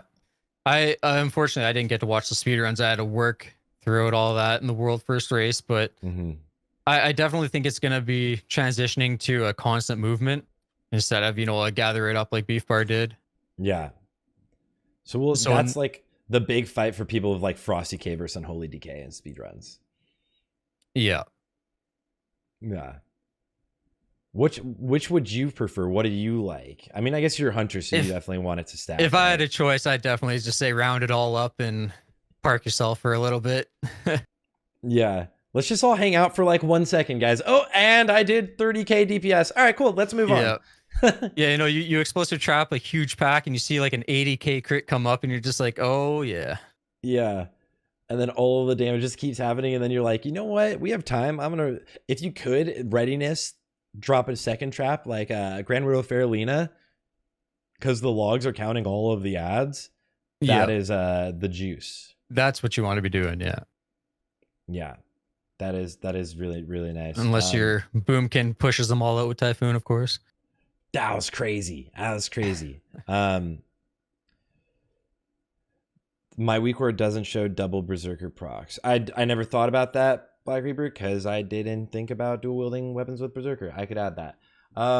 So for survival, what are like the stats that are important? Because obviously Armor Pen is bigger for marksman. But what are the things people really want to look at? Is gearing pretty much similar moving into like phase 1 bis? Because obviously you said pre-bis is like the exact same for the most part, but so all right, so phase 1 gearing as survival, there's 2 ways you can go about it, and this is where things differ from marksmanship now. You know, you're not really caring about the armor pen as much. I know Grim Toll is down there on the bottom right, and we'll talk about that in a second. But you're mainly focused about your agility and crit rating as survival as opposed to armor pen. Now, I know there's a lot of people that have been waiting for this deep dive for the Grim Toll. If you look on my BIS list, you'll see there'll be 2 tabs. There'll be a trap weaving and a non-trap weaving build. Oh, so this is where things differ a little bit for marksmanship. Gems change. Yeah. Now, one thing to bring up, and I just saw Adams talking about it, is the Mirror of Truth for survival hunters. Originally, Mirror of Truth was your one of your best trinkets outside Darkmoon card, obviously. Now, Mirror of Truth does not proc off of explosive shot. It's the only ability that we found that does not proc it for whatever reason. Chimera shot and Chimera shot and aim still proc it, but survival hunters got screwed over, and explosive shot, excuse me, does not proc mirror. So we actually found out that it's a little bit of a DPS loss to use it, and that's why you see Fury of the 5 Flights in the trap weaving build. It's now mirror's not obviously not so horrible that you can never use it. It's just, I think it's like 25 DPS lower than Fury of the 5 Flights now. Yeah. Now, for the non-trap weaving build, obviously armor penetration doesn't affect your traps, right? Right. So when you're not trap weaving, Grim Toll is used mainly for the hit rating. And this is another thing we found, is that if you use 100% of the hit rating from Grim Toll, and then you take your talents out of focused aim, and instead move them further into the Beast Mastery tree, it's actually a DPS increase over using, say, Fury of the 5 Flights or a Mirror of Truth. Where do you... If you go back to the BIS page, and just go to the talents under the gear planner there. Yeah. So you see, you'll see there the 671. The 614 build, I mean. Yeah. So you see, we take the 1 point in focused aim, and we take the 3 points out of the 1 point in focused fire, and take the 3 points out of focused aim, and it results in an overall DPS increase. Yeah. So losing that 3% hit rating because you don't need it anymore. Yeah. That is it significant? It's small? It's a rather small thing, right? It's not so crazy that you're going to start doing ridiculous amounts of DPS, but it's one of those min-max things, right? Absolutely. If you can get it, like Grim Toll drops off of 4 bosses in Nac, so it's not a hard piece of gear to get. So 50 DPS. Okay. Yeah, that's actually, I mean, that's enough. That's a buff in DPS. 50 DPS is pretty. Yeah, it's definitely one of those things that you can notice, and getting Grim Toll isn't hard enough. Isn't going to be a hard thing as a hunter. So yeah, it's gonna drop, and you're gonna eventually get it. But yeah, trap weaving is just significantly kind of the way, right? So exactly. Yeah, like if I was to recommend a build for somebody to aim towards, it'd be the trap weaving build. Obviously, you know, like hunters gearing up, there's very, very little competition, so getting the gear you want isn't going to be an issue regardless. Yes, super easy. But yeah, it's just one of those little min-max things. The hardest thing is probably these gloves, right? Like, well, obviously the neck, right? But the frosted android, yeah, those are going to be a pain to get. Yeah. There's a couple other classes I'd say are better getting them first than a hunter, but yeah, using like Valor's Cryptstalker in the meantime is perfectly fine. And Darkmoon card greatness is only 150 DPS increase. Yeah, it's not as crazy as people thought, right? Like, yes, it's still a huge DPS increase compared to the next best option, but it's not like you absolutely need it to blast. Yeah, and I mean, people... Oh, go on.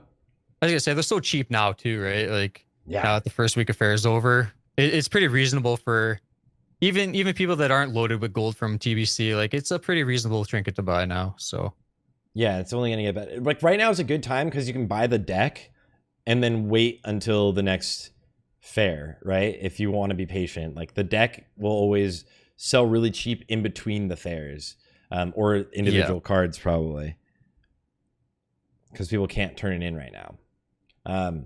But what I was gonna say, and people have mentioned this in the chat, is that Darkmoon card greatness procs off of Men Pet. it does. And that's something you really have to be careful with. Like, you know, say you're coming out of a trash pack just for a boss, you Men Pet them, your Darkmoon Bear card is almost always gonna proc. Like it's such a high proc rate, and it can screw it screwed me over a couple times. I've completely forgot I can't Men Pet before a boss. What might be, I guess it wouldn't be nice because then it would put it on a internal GCD. But if you made like a Men Pet macro that swapped your trinkets before you mended the pet, right? Yeah, that's something you should be mindful of. Is like just completely take your Darkmoon card off or switch to another trinket temporarily. Yeah, I was completely taking it off, and then people were pulling early, so I just started swapping the places of the trinkets because it just puts it on the 30-second. Yeah. Someone has been saying that also sniper training is proccing it. Is that real? Yep. Sniper training as well. There's so many things that just proc it just from like literally just sitting there doing nothing and Darkmoon card will go That's off. unreal. That's crazy. You're just like chilling in Dalaran and it's like, oh, my Darkmoon card procced, right? You're like, yeah. It's a very frustrating thing to deal with. Yeah. So that's my trinket procs when I'm fishing. Everything, yeah, but like explosive shot doesn't proc Mirror of Truth makes interesting sense. Also, Unholy Frenzy for me, or Ghoul Frenzy for DK is also procs your trinket, which is just like, it's an interesting. I think Blizzard should look at that.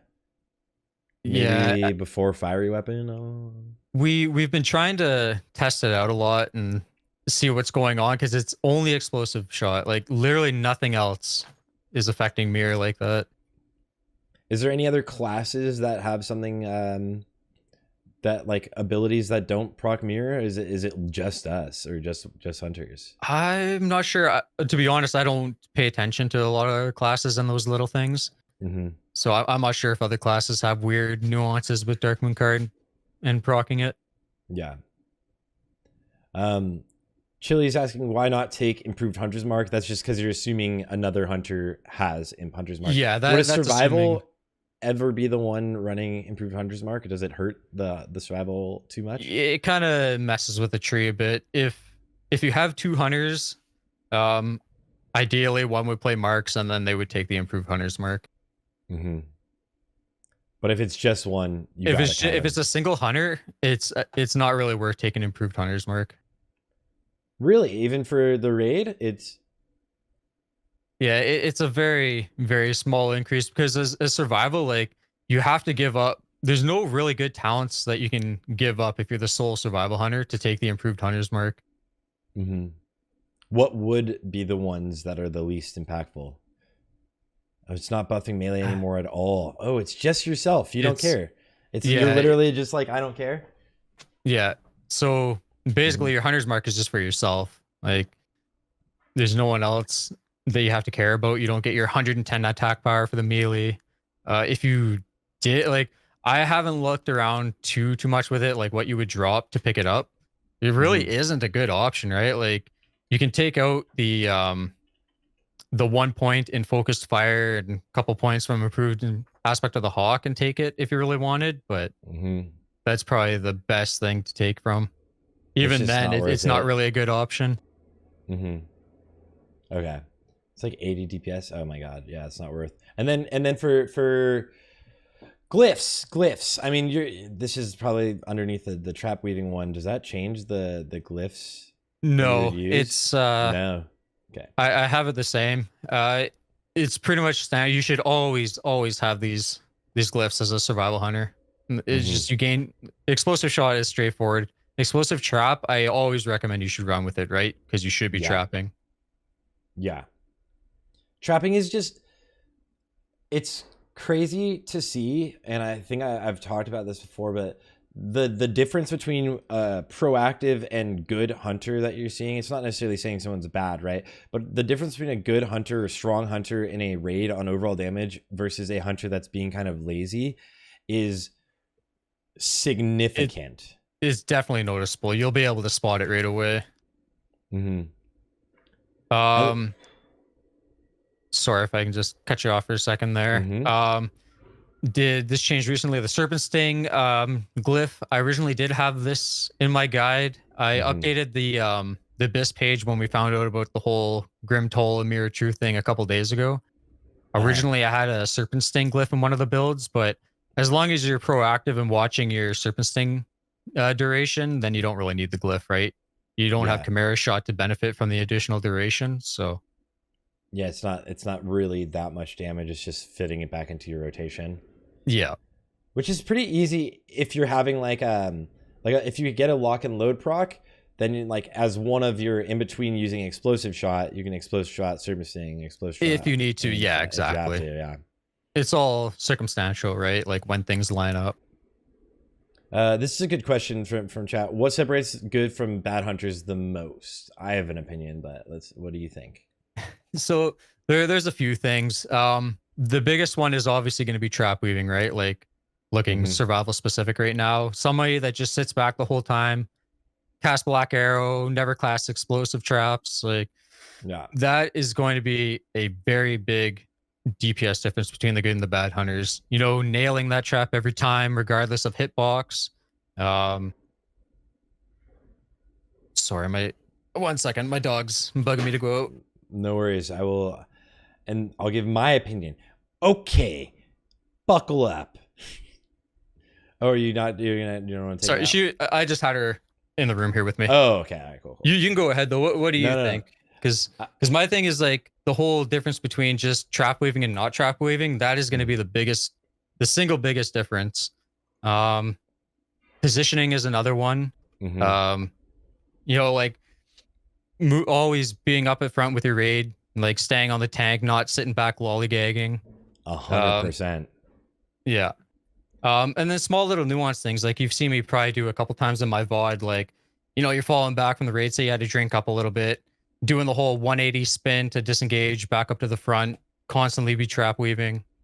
That's where you're gonna have heavy difference. You know, like Kat just said in your chat too, like maximizing your sniper training uptime as well. Knowing when and where you can stop to quickly get those few seconds in before you got to run in for another trap. Yep. Those would be the biggest things.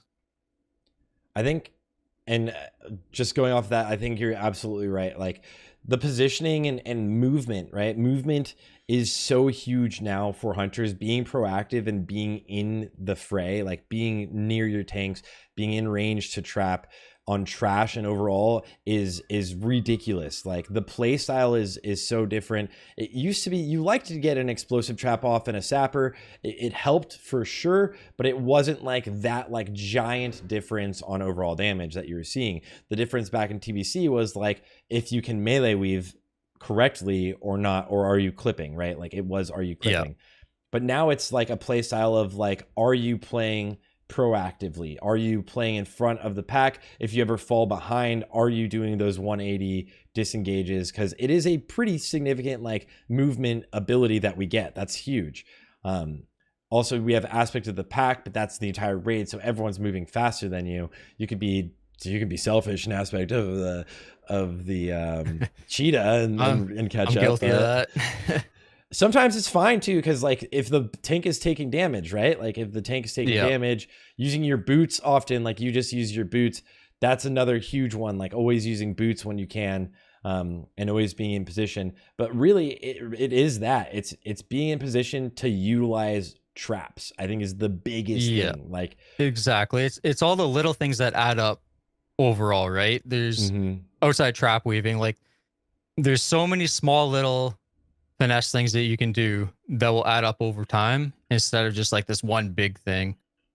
And you pretty much hit the head there. Like always positioning properly, you know, like disengaging to the front, staying up with your tank, being in the fray. That's exactly what you want to be doing at all times. Obviously that's a guild circumstance thing, right? Like if you're in a top guild, like if you can handle these big pulls, like I have a bad habit of standing in with the tank during whirlwinds on like military wing and whatnot, and getting blown up with the volleys because I don't move out for it. But I noticed you don't have. I have like a weak aura that just like it's a big giant circle that yells at me that there's whirlwinds happening, and I see it's on the. But you don't play. I have an audio cue for it. If I'm sitting there getting hit, like it rings in my ear. It annoys me. Move. Pretty much. You don't play with enemy like nameplates on. I do have plater. There's a few things I have to fix on my UI. Like I did a whole UI refresh at the beginning of Wrath, and there's just a few things I have to fix. Like I use plater for my enemy nameplates. I just got to fix the range on it. Yeah, okay.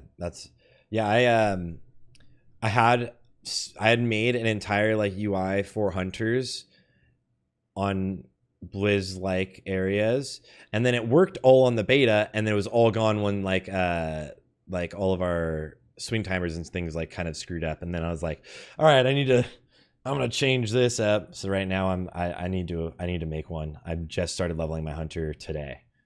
Yeah, I'm excited. Yeah.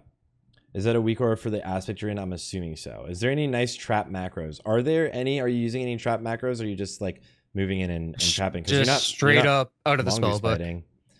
No, I just I do have one little macro. It's very simple. It's just my explosive trap and my my thermal sappers. On bosses that you can trap, you can just throw a sapper in the macro. That's about it. There's no specific macros that you need. That was like a thing that you had to do back in the day, right? Like on Muru, like melee weave. During your melee weave, get a trap and a sapper out. Do it. Like that was the stressful. Huge threat that you can get. Yeah. Do you because I haven't actually noticed yet, but like, how often would you say you're using misdirect, or is it something you're not too worried about? But like on trash, or do you try to do it every pull that it's up, or? So you'll see I'll do it every pull that it's up at the beginning of the fight, but once threat's established, you know, and the tank's got a lead, there really isn't a purpose to recasting it. Like if you're pulling threat off the boss, like I was thinking more of on trash. How trash, you should always be casting. Like it's a 30-second cooldown, right? It's not like TBC where it's such a long cooldown and you should be swapping it out between hunters, like taking turns. It's just every time it's up, every 30 seconds be casting it. Don't hold it for anything specific. You can time it with your traps like every time. Yeah. Like when you're doing big AoE pulls, it's like every time you can just MD trap volley blast. Exactly. Yeah. And then that gives your tank such a huge lead. Yeah. It's I'm a big like I like the play style of Hunter now for the sole sake of like it's very proactive and like you're always like kind of playing ahead and you're kind of like focused on like doing more throughout the entire raid instead of just like singular bosses. Because like back in TBC for us, like we were brought to the raid to kill bosses faster, right? Like that's what our goal was in a speed run, was like we make the bosses die faster, warriors and warlocks can deal with the trash. Yeah, exactly. So like you said, always being proactive, MD trapping on cooldown, because there's such a short cooldown. That's always what you want to be doing. So moving go on. Oh, I was just gonna say, I have noticed in a few class discords, people complaining about hunters not MDing, like just completely forgetting about it. Yep. It's one of those things like you got to get it down, like be using it on cooldown every single time, constantly have it up. It's such a short CD now. It's such a short CD. Yeah, now. It you is. Have to get used to that. Yeah, it's not like cast it every 2 minutes and forget about it. Yeah. I think it's so useful. How about explosive trap and snake trap? I wonder if snake trap is worth. We were trying to talk about that earlier. It's not that strong. So it's if you could like precast like right here. Well, not really, because when Noth comes back, he's immune. So like whatever your initial tick won't like do damage. I mean, you could place a trap, but you could place a snake trap because I think he would summon them. It's like a pre-trapping kind of thing. Like Tenyo was just saying, it's nothing you would ever do during combat. Mm-hmm. It's one of those just a little additional things you can have ready. Yeah. So that is a fun one. I think I just got a message. We're doing the 20-man immortal tomorrow. Oh, nice. So that'll be a good time. Yeah, snake traps not too strong. Explosive trap, massive DPS increase. Always trap weave. That is like a huge thing.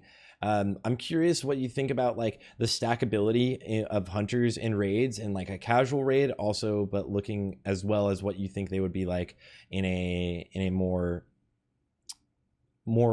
kind of like, yeah, a speed raid or more serious raid, even on your raid, because you guys are parsing. How do you feel about bringing more than one hunter? So I've seen a few different builds. Obviously, if you're speed running, I think right now the meta is just having a single survival hunter. Mm-hmm. I don't really think there's going to be room for like a hunter stack ever. I think you'll just see 1 to 2 max. Yeah. Like in my guild, obviously, we're never going to run more than 2 hunters. It's going to be capped at 2 because there are other classes that'll perform better, right? Just bring more DPS overall. For bosses per se, not overall in the trash. But if you're in like a more casual, like let's say a casual sided guild, running 3 to 4 hunters isn't unheard of, right? Like I'd say 4 is kind of where you want to cap it at if you're more casual. Yeah. But other than that, yeah, you're never gonna see, you know, like a 10 hunter stack like Beef Bar did, a 9 with unholy. Death Knights. Yeah, you're never gonna see hunters overtake those slots, right? Yeah. So I got sent a thing this morning, but it's like Beef Bars versus Progress is like I want to see if I can actually I'm not going to grab it because that'll ruin the picture. But it was like Beef Bar's guild as a guild is running like something like 23 unholies altogether right now, and then like Progress right now has like 20 Frosty kids, because right now it's all like it's just a play style, right? Like it's like you were saying, like pull everything and kill it while you're pulling it and keep moving, or pull it all together and like blow it up there and then go for the bosses. Like unholies just destroy a short boss fight. Yeah, I think it really, like, what your class stack and how many hunters you bring will depend like on what you do as a guild overall, right? Like there's so many different play styles. There's not just one proper way to do things in Wrath. So absolutely. That's one of the most like exciting and unique things about Wrath. Wrath is finally, I mean, TBC was sort of like that, where we started seeing different compositions like rising up, but like Wrath, it really is like a lot of things. Like the way you play could make your raid do, like you could bring anything to your raids, and hunters are very solid. Are you seeing, I'm curious if you were ever seeing like issues getting a raid spot, because it feels like a lot of people stopped playing hunter and you're always looking for them. No, like if you're a hunter, you got an easy raid spot.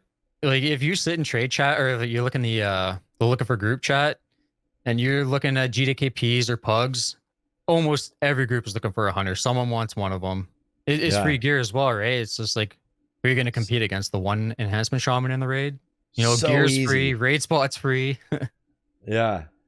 And that's the other thing. Like everyone's looking for the one enhanced because they're people stopped playing shaman because they were all forced to play shaman last expansion. So everyone was like, I guess not. It enhances pumping too. Yeah, they're doing very well actually. It's surprising.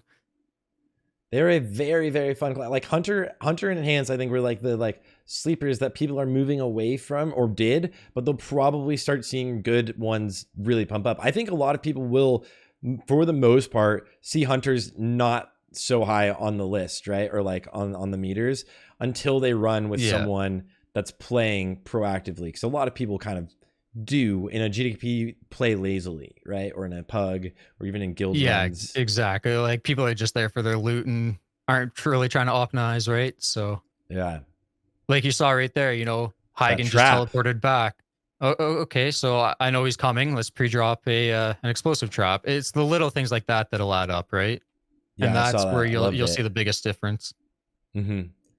And like right here, like you're literally number one on the damage meters. It's like so this is another thing. we're moving for the safety dance. Well, stop. I'm watching my swing timer. Okay, auto shot's going off now. I know I can stop for a second instead of just constantly running with the dance and not DPSing. Like you can fit in those auto shots. You can fit in a steady shot too if you move a little bit more at the start. So it's those little things, right? Mm-hmm. Yeah. So it's exciting. It's exciting to see Hunter doing so well. One played well, you know? Yeah. And you'll always have a spot. Yeah, it's the easiest. Like if you're a hunter out there or thinking of playing hunter, like it is the easiest raid spot to get right now. It is, and the skill gap, it's just play proactively. It's not like anywhere near what you had to deal with in TBC. It really isn't. Yeah, you don't have the most macro scripts anymore. Like trying to compete with that at the end of TBC was a nightmare. Yeah. Going in and like doing like a 6 or 7K opener on a boss in TBC at the end felt so good. You had like this perfect opener, and then like you lag or miss like your melee weaves. You're like slightly out of position when you move back, and like nope, you're at this like 4K opener. And you're like, this sucks, dude. I'm the worst. You're just like this. It was so fun, man. It was a really, really fun one. I'm curious. All right. You're not doing any PvP, right? Or are you doing any PvP? No, very, very little. I've never been a PvPer. I'm not going to claim to be any good at PvP. My PvP extent is doing AV grind in classic on my Fury Warrior for the loot and the gear that you needed. Yep. And then I got carried by my guild to 1850 for the season 3 fist weapons that were best for Hunter. That's about the extent of my PvP. That's fair. I think I'm kind of a washed up PvPer too. I don't even really do it much anymore. But hunters are, if people are wondering, one of the meta classes. They're like S tier if most tier lists from the big PvPers, but they're very hard to play. Like it's a very skill based in PvP. Yeah, there's a lot going on as a hunter. Yeah, like I can't even like fake my way trying to pretend like I know what I'm talking about with PvP. That's fair. I'm in the same boat. There's the odd thing here and there that I know, like, like as a hunter in PvP, you want to be using one-handers instead of a two-hander because you can still deterrence if you get disarmed and whatnot. I know the basics like that, but yeah. Curious though, this is a good question that Nim is asking in chat. How do you feel hunters scale throughout this expansion? Obviously, we're eventually going to switch over to, for the most part, marksman. Survival might actually take over on some fights. I'm curious. But how are hunters scaling? Do you ever think they will be like the strongest single target? So hunters are going to scale very well in TBC, or not TBC, Chris. WoW, Wrath of the Lich King. Mm-hmm. Yes, armor penetration will matter for marksmanship later on. It's not the end all be all, but we will scale very well with it. And a good marksmanship hunter can top the charts, right? Yes. You definitely can see those #1 spots if you play well, your trap weaving, etc. Survival hunters scale just as well too, right? Originally people thought, okay, you get your armor penetration, marksmanship just pulls ahead, and there's no looking back from that. But survival actually scales really well too. And we were kind of looking through WoW Sims at like phase 5 stuff just for fun. Yeah. And survival was only about 1,000, I think even less than 1,000 DPS behind marksmanship, even in full phase 5 BIS. Like, wow. If you're in Ice Crown and Ruby Sanctum gear, you can still play competitively as survival if you wanted. Yeah. Well, then they scale really well. It's going to be exciting, dude. It's going to be exciting because they like, once you get all of that gear and you get stronger, like everyone pumps, right? But like to see the hunters now with trap weaving also involved, it should shoot up stronger than we saw them on Blizz-like realms, right? Yeah, exactly. And someone just asked, Mr. Adams just asked, like, how much is 1K in ICC? In full BIS, yeah, you'll be pushing around the 16K DPS. If you're trap weaving successfully the whole time, probably a little higher than that. So at the end of the day, 1K DPS difference between the specs isn't a whole lot. I'm curious. I haven't looked at the other specs or the other classes in ICC, how they're looking on the sims. Does anyone know, or I don't know if you know either, how that's looking relatively comparable to other classes' current sims in phase 5-ish? Yeah, I haven't looked at any other classes either. I haven't seen many people discussing it through WoW Sims.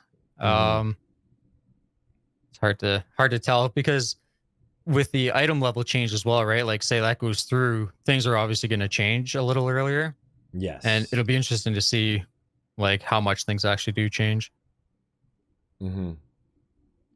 Here's the updated survival base list for people. Okay. What do you think is the best race? Not what do you think, just this.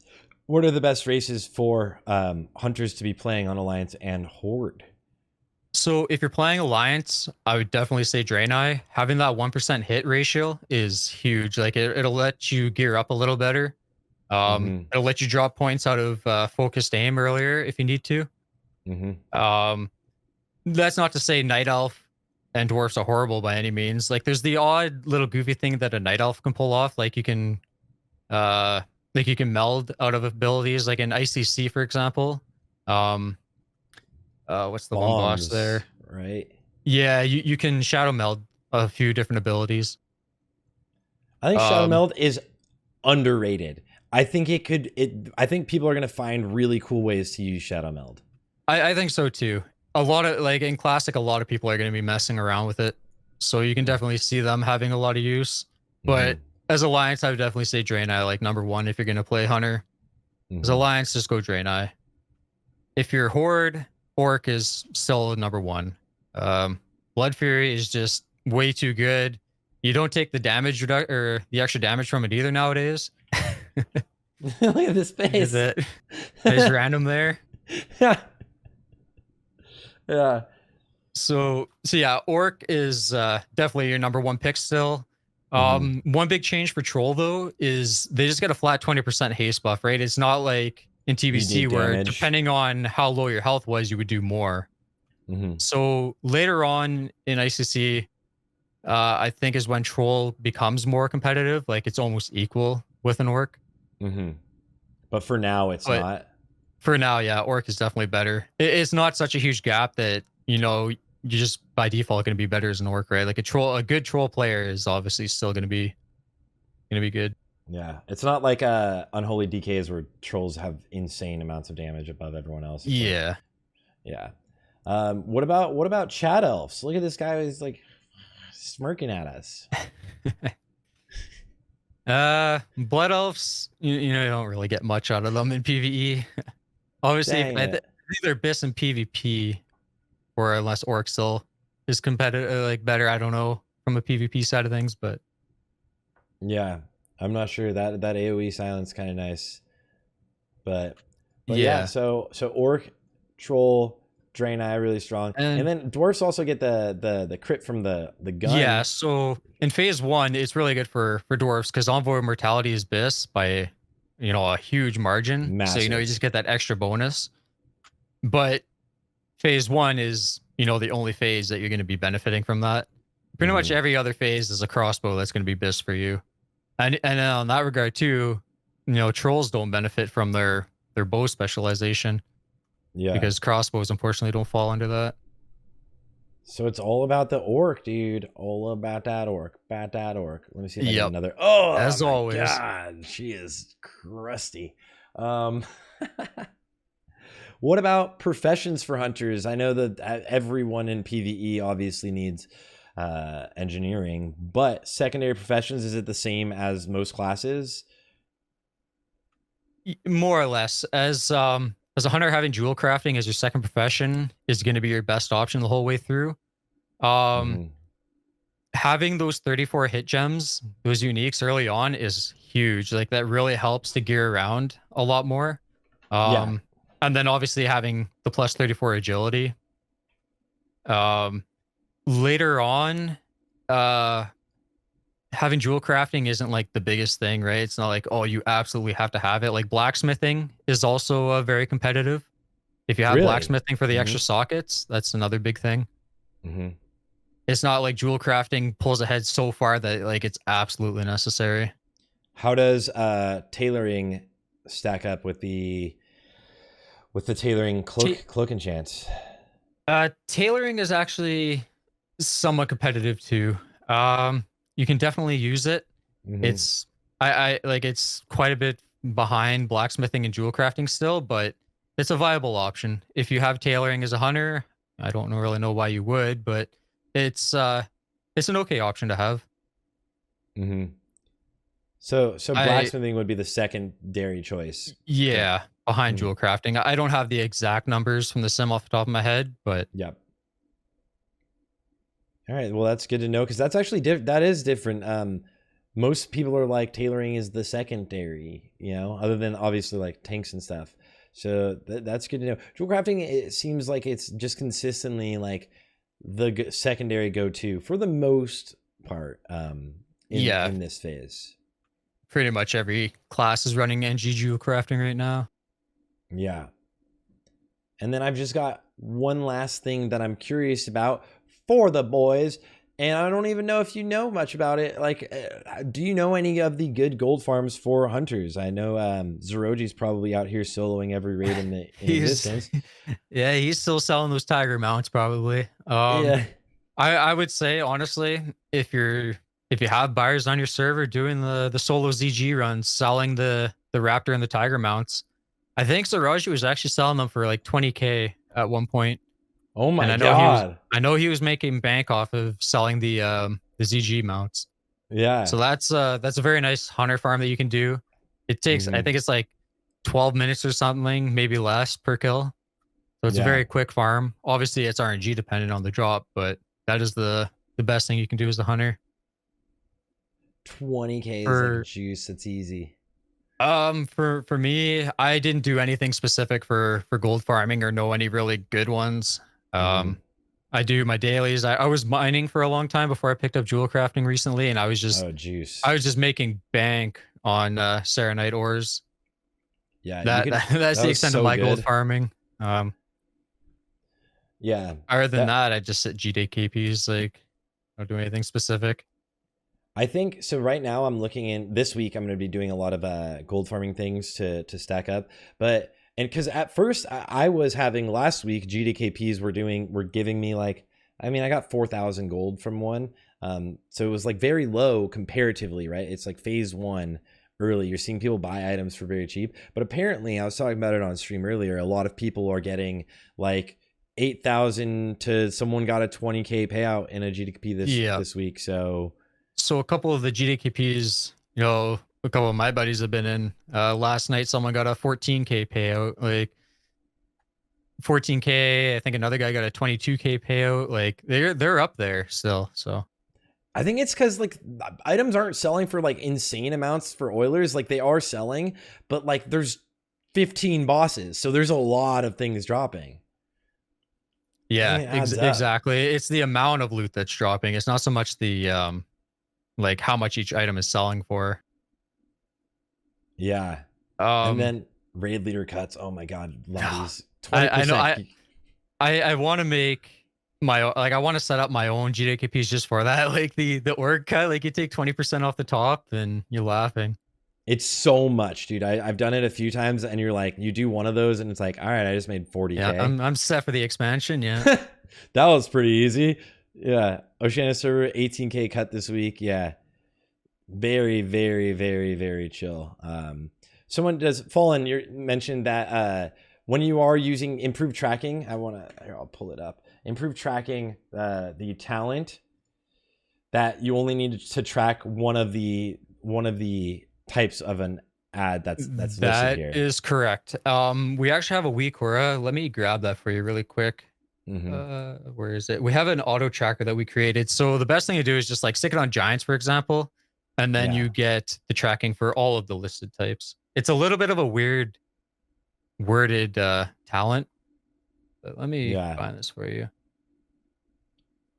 Because you never run into giants, guys. When are you ever? Very rare. Grab that Wikora. I just posted in your chat there. That's an auto tracker. As soon as you target a specific mob, it'll automatically change your tracking for you. So you don't even have to think about it. It'll just automatically do it. Really? Yeah. And it'll set it to giant so it doesn't clutter your mini map up with everything as well. That is very convenient. Sweep. Import done. Nice. Nice. Thank you a bunch. Guys listening or watching on YouTube, I will make sure that's in the description as well. Those are two very clutch weak auras. That one and the Marksman one are very, very useful. So I'm really excited on those. Yeah, those are definitely two weak auras. I would say you absolutely want the Serpent Sting's snapshotting one and this automatic tracking. Yeah. Did you end up getting Envoy this week? Nope, I did not, unfortunately. I was going to debate myself. I've been very unlucky with loot so far. I've run Upguard Keep every single week since launch, and I still have not seen my crossbow from there. So wow. I got lucky in a Final Voyage dropped last week, but hopefully Envoy tomorrow. Yeah. Good luck, brother.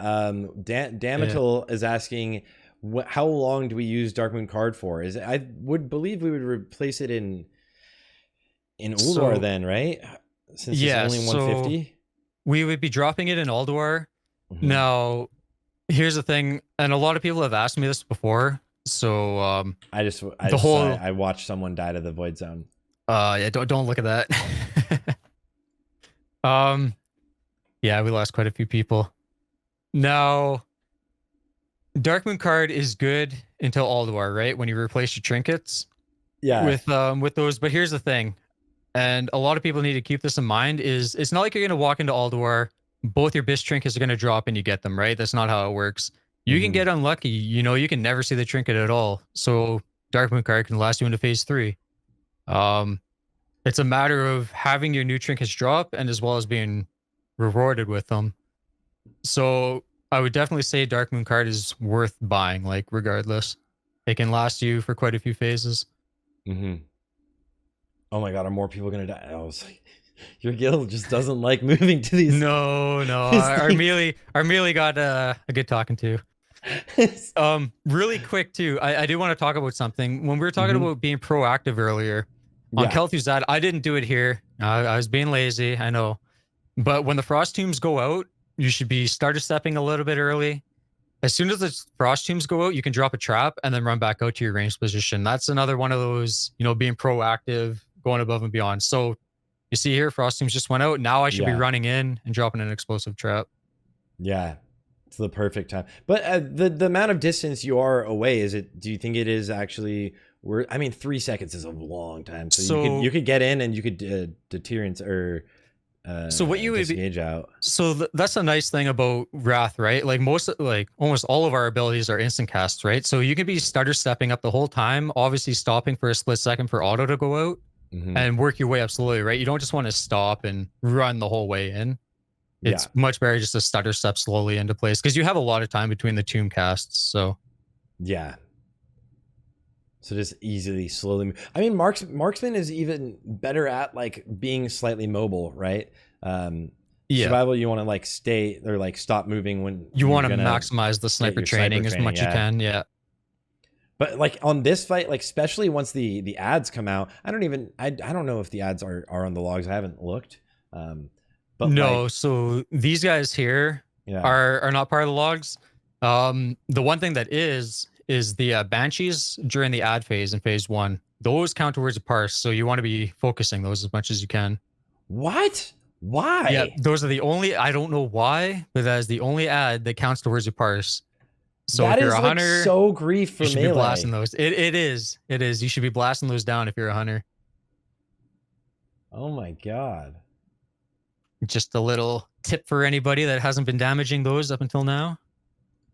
Guys, make sure you're killing the Banshees on KT. Or else.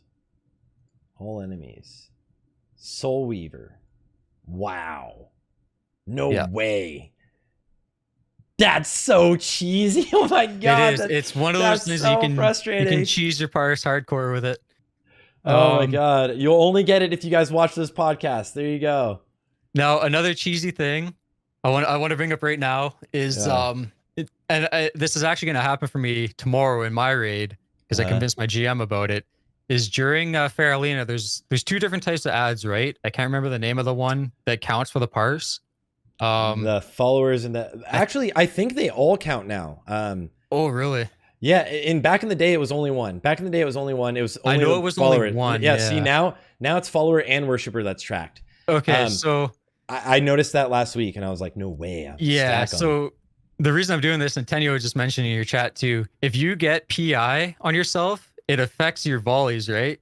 So you can just sit there, explosive trap, and then just volley the whole fight, and it'll cheese your parse hardcore. But tell everyone else not to DPS. It's my turn. Got to PI the hunter. That's a 100 parse ink. That's epic, dude. Yeah. So we'll see how it goes tomorrow. Hopefully our boomkin won't typhoon all the mobs out.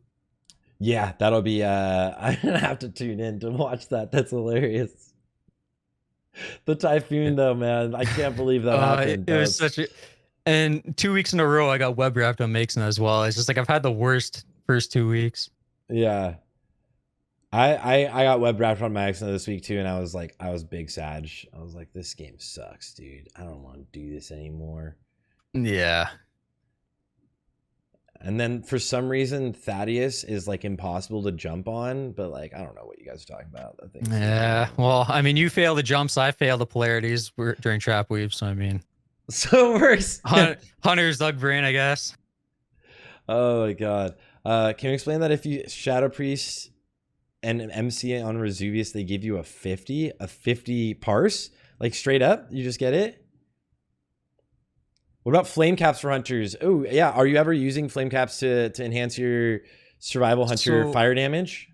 Well, if you were fire, you can. Yes, it is a very, very small thing. And personally, I haven't been buying them yet because they've been ridiculously priced on my server. It's like 10 gold per flame cap in the last 1 minute.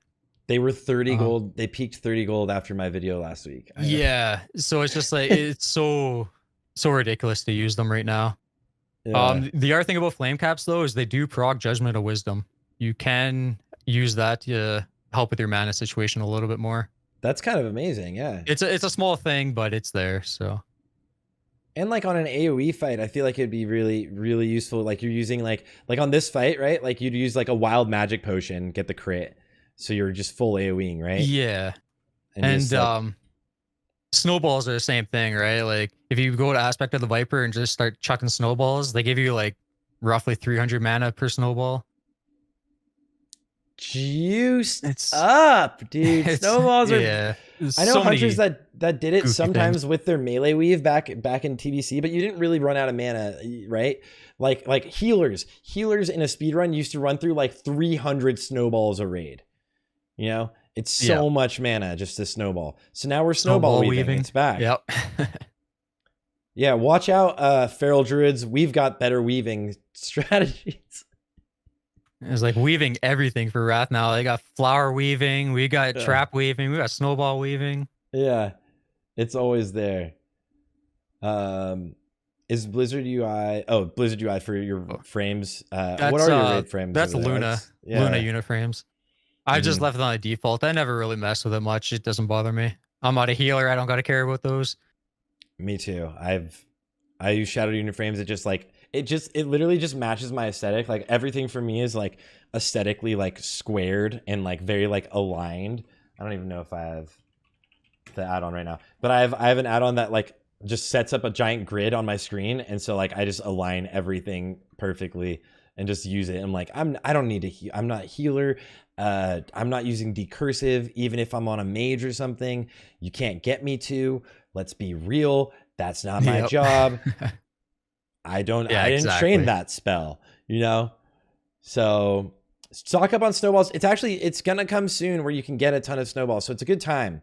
It's a really good time. We've got Hollow's End actually coming tomorrow. Yeah. Good transition into that, I guess. The ring that can drop from Horseman there is basically like a welfare surge needle ring. It's a very good hit option to pick up. Definitely try and get that. Decent version of like it's like it might be Prebis. Yeah. I'd say it's Prebis for sure. I didn't get an exact number yet. I don't even know if the sim has it in there yet, so I couldn't check it. Yeah. So make sure to pay attention to that. The sword also pretty cool. Probably not for hunters. I think it's agility. It's decent. It's not better by any means, but the sword can be a decent alternative for people getting some good gear. So there's a lot of good gear, and you can work on getting your Violet Proto Drake if that's what you want. Yeah, exactly. Definitely get those runs in for the ring. Yeah, it should be super easy. You get like 5 per, I think. Yeah, you get 5 per. Yeah. One thing I do want to bring up really quickly, I think I saw someone mention this earlier in your chat. This is regarding consumes, and this is another thing we found out a couple days ago. Fish feasts, as a hunter, you cannot use them. Fish feast does not give ranged attack power. No way. For whatever reason, it does not give ranged attack power, but it only gives melee attack power. So if you've been using fish feast in your raid, you cannot use them right now. Grief, dude. Blizzard, it wasn't giving healing too originally. Yeah. Oh my gosh. They don't even know, dude. All right. Yeah. I'm sure the Hunter Discord has been pinging them, but wow. Yeah, I think Agron's been mentioned a few times over it. Yeah, okay. So they definitely know. That's crazy. Yeah, and Hooligan mentioned it too. This is a very important thing. Between boss fights, you want to have 2 wolves ready, because sated does not drop off of your pet between pulls. So you want to be using Call It Stable Pet and get a second pet out every fight, like just keep swapping them. That's pretty huge. If you get to the next boss too quick, yeah, you won't be able to get lust on your pet. That is incredible. I had no idea. That's just like, yeah, dumb scripting. There's just so many small little things like that with hunters right now. It's annoying to deal with, but as long as you're on top of it, you'll be fine. You know what? I wonder if that's for every class that is a pet class. I mean, Demo locks drop your I'm not sure. Pet. I'll look into it tomorrow on the DK. Yeah, but I haven't looked into any other classes if they've been having the same issue or not. Yeah, pet weaving. It's a new thing, guys. You better be pet weaving or else you're griefing. How many more things can we weave in Wrath? Yeah. Oh, you get rid of melee weaving? Don't worry. We got more. We can do more, dude. Don't worry. Yeah. But that's great. I'm curious if there's anything else we missed. But it's so fun. Like there's so many things about Hunter and so much nuance, and it's just it's a fun class to play. It seems like it's doing so well on overall, which is where Hunters just honestly failed at back in the day. Yeah, we're so much better overall with being rounded out as a class. And it's a lot of people complain like, oh, it's a boring class. You know, I got 4 buttons in my priority list I got to hit. But, you know, if you're doing all the small things like trap weaving and whatnot, it makes the class very fun to play. Yeah. I mean, do you have any like, I don't even know if there should be advice to trap weave because it's so simple, but any advice for people that want to improve at trap weaving? So the biggest thing I'd recommend is the add-on that we talked about earlier, Swedge Timer. I would definitely start with that because that has the built-in rangefinder as well as your auto shot timer. So try and learn to play up close on every encounter. Swedge Timer has a 2 to 3 yard range, and you pretty much always want to be in that. And then as soon as your auto shot goes off, be moving in instantly to drop the trap and then back out. That's the easiest way to start. Just focus on that range and watch your auto shot timer. I feel like disengage is too long of a movement than moving back out. Disengage just feels like a DPS loss, and you're out too far. It's all right. Like you can do it the first time, but then you gotta constantly like start a step back forward, right, to be back in range. Yeah, because you move out too far. Yeah, it can shoot you quite a far way out. Like on some fights, it'll be all right. Like depending on the terrain, it won't shoot you too far back, but it's easier and quicker just to run out. And if you're a brand new beginner to it, you want to try trap weaving, but you don't really want to move much, you can do the whole jump weaving thing where you jump and then place your trap in the air and it'll move your trap a little further out. That's the easiest way, but it's a little slower than running. Yeah. And then also Zet was asking right now, does any ability scale with spell power? Does Trapper Volley scale with spell power? or is it just attack power? That all got moved to attack power. There's no reason to be worrying about spell power anymore. It's not like the old days where, you know, like I had arcane shot and whatnot scaling off spell power. It's all just attack now. Yeah. So that's all you guys need to worry about, is just getting normal attack power and making sure that you're playing very proactively, and it should be easy. Do you have like is there any way that there would be like a cheeky trap set, or like what if, like, I don't know, I guess this wouldn't count, but like, yeah, anything that would proc, like a weapon proc or something cheeky? Nothing in that sense. We had joked about making a haste set for volleys, but it's not worth the hassle going through it all. It's like no point to doing it. That's fair. So you're not like the rogues that are switching your weapons every on trash. Trap set weaving, volley shot weaving, like yeah. Well, that is. I think we got a lot of it, like almost everything. Can you say the add-on one more time? Sledge timer, right? Sledge timer. I can pick that up for you really quick. All right. Well, that was like, I feel like we got. I mean, if the one we brushed through was obviously Beast Mastery Hunter. So like everyone, if you want to see Beast Mastery Hunter, then go to the Hunter Discord. Shout out to the Hunter Discord. Make sure you guys are in there. And I love that you are consistently updating the WoWHead thing. Like as days ago, updating as we find out that like the Mirror of Truth isn't proccing, that like you update the trinkets. That's amazing, because you're always, whenever I have people ask me about like sources for really good Hunter stuff, I'm like, just check out Veramos. It's like I think for me, in my opinion, it's like the two classes that have really, really good people do like always kind of that are always responsive and looking at things, even with you and work and stuff. Like rogues have Simon Eyes, and Hunters, you're just pumping, man. So thank you so much for being here on the podcast. Thank you so much for helping with the deep dive, and everyone in chat that was here helping. Is there anything we might have missed, or anything you want to mention, and also let everybody know where they can find you? Obviously twitch.tv/Veramos, but where to check all your stuff out? Yeah, so there's a couple things I want to bring up really quick. I've mentioned these in my phase 1 marksmanship guide that I put out, my phase 1 BIS guide. All right, if Betrayer of Humanity drops and you have a warrior in your raid, do not take it. Don't be that hunter guy. We've got such a bad rep for being loot goblins. Same thing with Journey's End. If you got a feral druid in your raid, that's like a 400 to 500 DPS upgrade for them.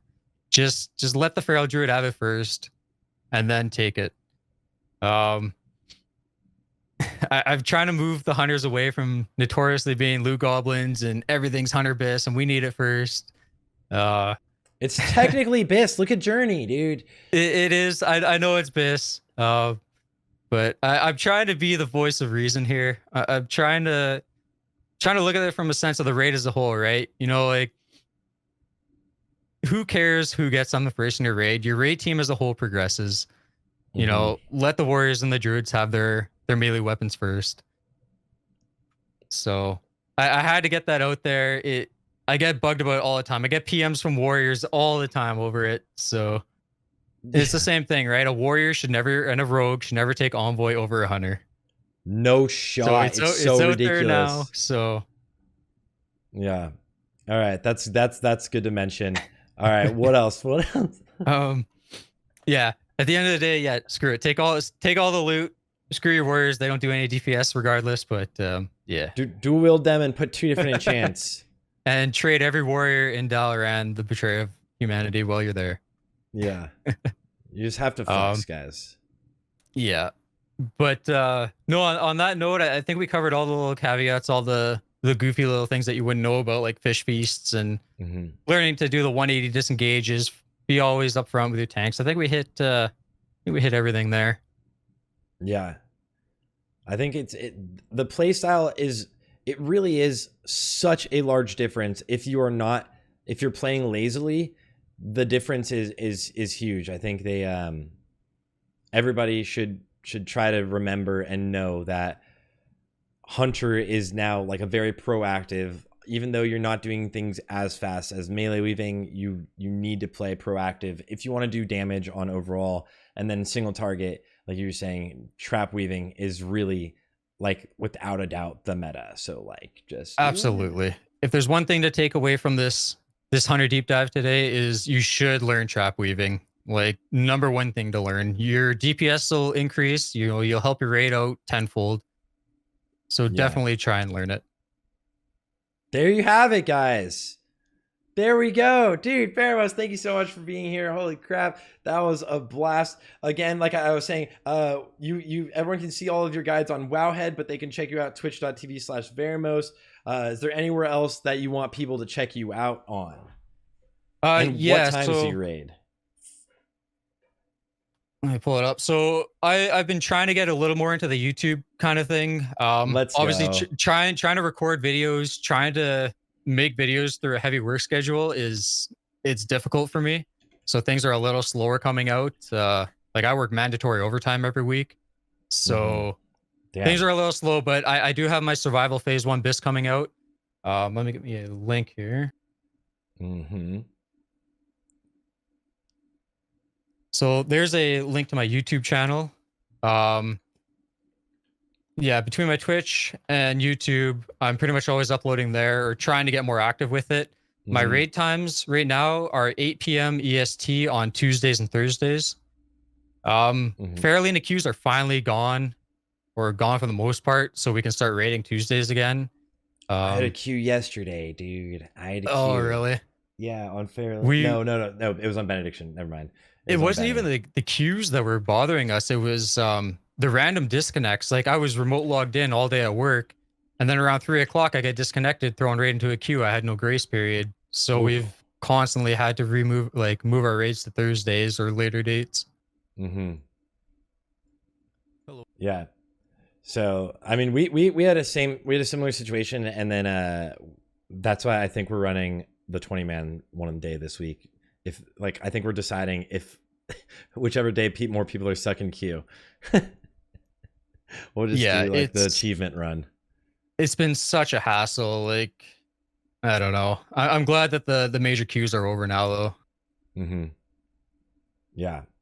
Well, thank you again for taking the time out of your day with your day off, and being here. Everybody, make sure to subscribe to him on YouTube so that you can see when the Survival Hunter BIS list comes out. And when he has time, there's going to be more YouTube guides, but make sure you check him out on Twitch, because it is really, I mean, I love watching a good hunter pump. Obviously, I'm not even doing it yet. I just started the hunter today, but I was watching Prefox yesterday. Hunters are just they're a fun class. And I really, really appreciate you taking the time and being here today, man. Yeah, absolutely. Thank you for having me here today. It's been great answering questions for everybody and showcasing my play a little bit. We saw a couple goofs there in the VOD, but apparently neither of us know how to do Thaddeus. Dude, that boss is impossible, okay? That boss is impossible. It just doesn't matter, okay? It doesn't matter. I'll get rank 1 on everything but that fight, this phase. Watch. I'm just not even gonna try. Maybe tomorrow, if people watch the stream, I'll finally be able to get through Makesna without getting web wrapped. It'd be #1 goal of tomorrow.